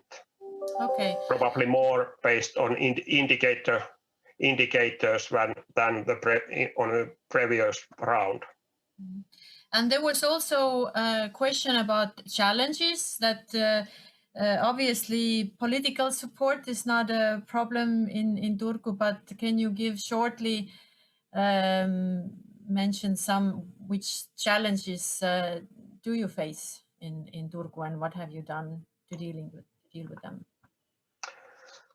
Well, challenges, of course, one challenge is that this is a very wide issue, and we are lacking human resources to tackle all these. For example, stormwater management, it's very laborious when a city is growing and many city plans are under preparation, and so each of these should be very carefully gone through by experts, and this is of course time-consuming work, and maybe it's in a big picture the growing population is a challenge to tackle these things together with a growing city. So that's basically one challenge. We are, for example, from a point of view of a mitigation to climate change, trying to densify the city to help people to move with sustainable matters, but in the same time it's difficult to handle storm water, and so when there is not enough green spaces, for example, in the city center. Okay. Well, thank you for this overview. We move on with a short plenary discussion where we would like to get some feedback from you and ask you some questions. I involved my colleague Heidi Tuhkanen to this session, and I remind you again that we go back to Mentimeter. So I hand it over to you, Heidi. Right. Yeah. So nice to hear the local perspective from Turku. Okay, great. Now I can see the question as well. So first we wanted to get some feedback related to what has been presented today already, to see how relevant you perceive for example, the different parts of the Cascade toolbox to be. These are the project outputs. So if you could go through and give us your answers. We have the guidelines for climate risk assessment. We have an overview of climate hazards and consequences. We also have some guidance related to and based on numerous different projects to overcoming barriers to climate adaptation. It could also be relevant to other sustainable development actions in progress there. There's training materials on the climate risk assessment for practitioners, and there's also the university courses for climate risk assessment, and then the policy recommendations for integrating climate adaptation and disaster risk reduction. Great. So we have very dynamic answers here. Of course, you haven't been able to fully know, yeah, but just from the idea what you exactly. And I think, as was mentioned before, that the contents of the toolkit is only partly available currently, but at least I believe that the guidelines, I think all of them except maybe the policy recommendations are actually online already. So they're all getting quite high scores. It's nice to see. It's changing. We have 18 people that have given responses. And we have some 50 people still listening to us. I'm glad that that quite many are still. We started out a bit over 50 people, so I'm glad to hear that you have been. You are still here with us and listening. Yeah, and if there's any questions that have arisen since the toolkit was presented, we could also of course answer them. Now there's 25 people that have answered. Maybe we leave it there. Yes. So perhaps, yes, it's great to see. So now we zoom out a little bit more to look at some of the broader issues dealing with resilience. Yes. So I just wanted to share the OECD definition of resilient cities. They're cities that have the ability to absorb, recover, and prepare for future shocks. And those shocks can be economic, environmental, social, as well as institutional.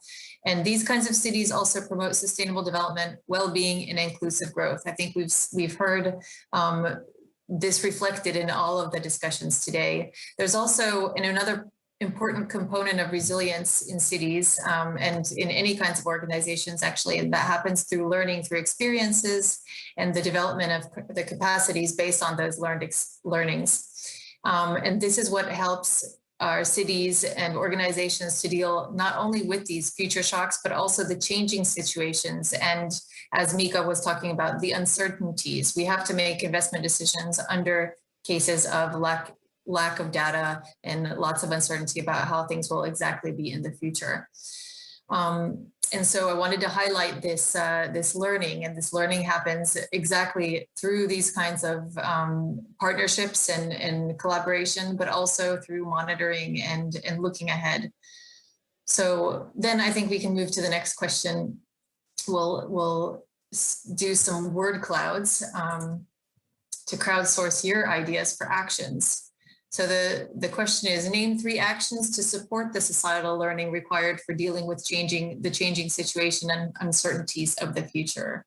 So here we're looking to you for your ideas.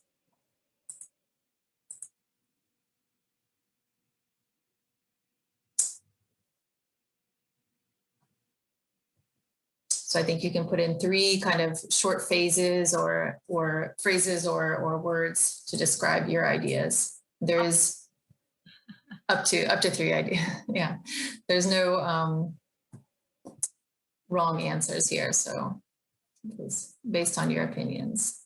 Nobody's brave enough to start. It might require, of course, some kind of thinking. Good one.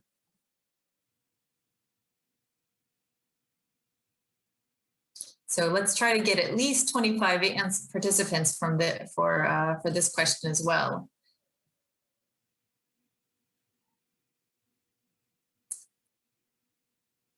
Nice.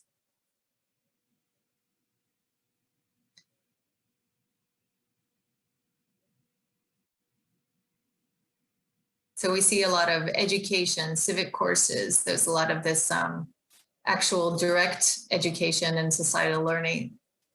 There's a cooperation exercise that could mean exercise, but also could be exercises together with other organizations, like joint exercises between different kinds of different cities or maybe even different departments.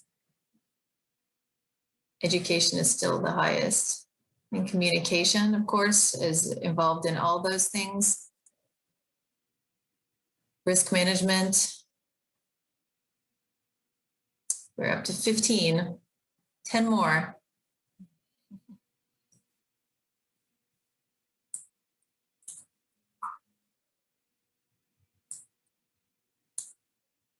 Public consultation is mentioned.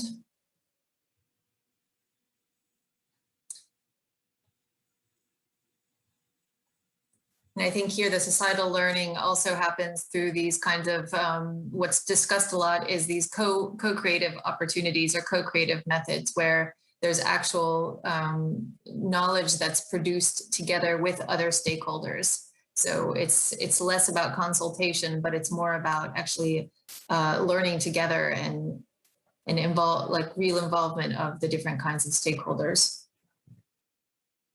Preparedness. Learning from the past, yes. Continuity, there's so many now, I'm having a hard time seeing them. It's getting yes, small. it's getting small. Sure, but it doesn't make it bigger if I just zoom. But I think we can probably, we're at 23 and it's been quiet, so we can move on to the next question, which I believe is our last question or second to last question. And this one is name 3 actions to ensure that the most vulnerable segments of society are included in resilience planning. So earlier we heard mentions also about the just resilience and the need to have equitable resilience and not leave any segments in society or vulnerable sectors behind. So now we're trying to get your ideas for how we can ensure that the most vulnerable segments of society are included in this planning and that the whole society moves forward. And actually, instead of building back better, we can build forward better, as is being used now as the phrase.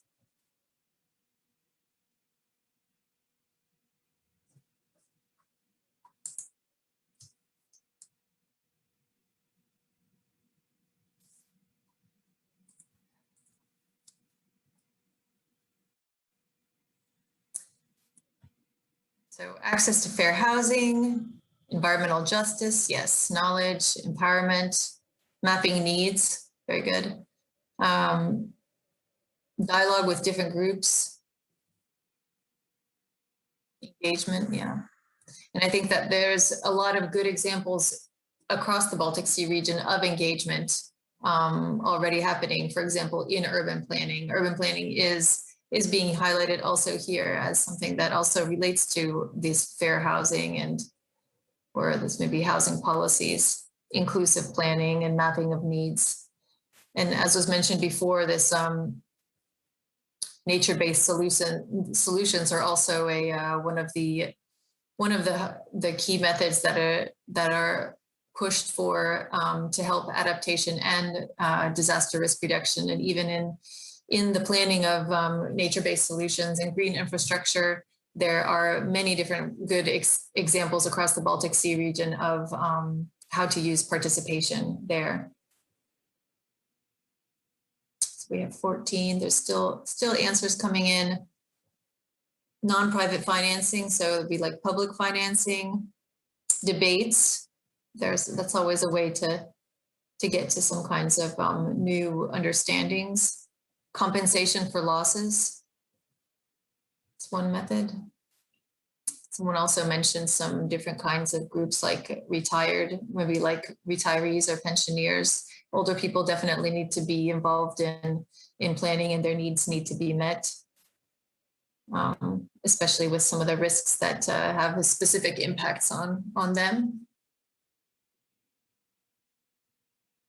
Great.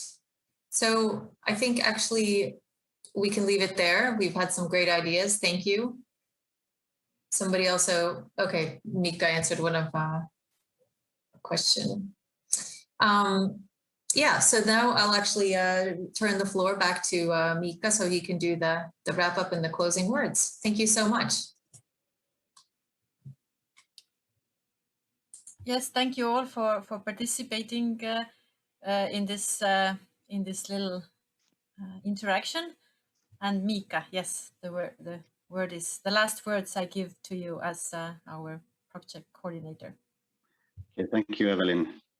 First of all, I would like to thank all your presenters for these interesting presentations, and of course our project team and all friends and colleagues to whom I'm proud to be working with this project, because we have had challenges during our project time. Not the smallest problem was the COVID-19, but in my opinion, our team was very successful and fulfilled all the obligations that we have promised in our application with the DG ECHO. And what could I say? I'm proud of you all, and I would like to continue our cooperation even after our project time, and maybe in some follow-up project. But one thing I would have to remind that we still have a couple of deliverables to deliver, and I'm sure that the reports will be finalized soon. And Jussi, as our financial manager, wanted to remind about the financial reporting also, because he wasn't able to participate today, so he sent his regards by me for you all. But on and on, I would like to once again thank you all for this project and for this final conference. A big thanks to Jutta for organizing all the technicalities, and Evelyn for facilitating this final conference. And what could I say? Well, thank you, and have a nice summer vacation for all of you, and see you soon somewhere, hopefully. And I also encourage to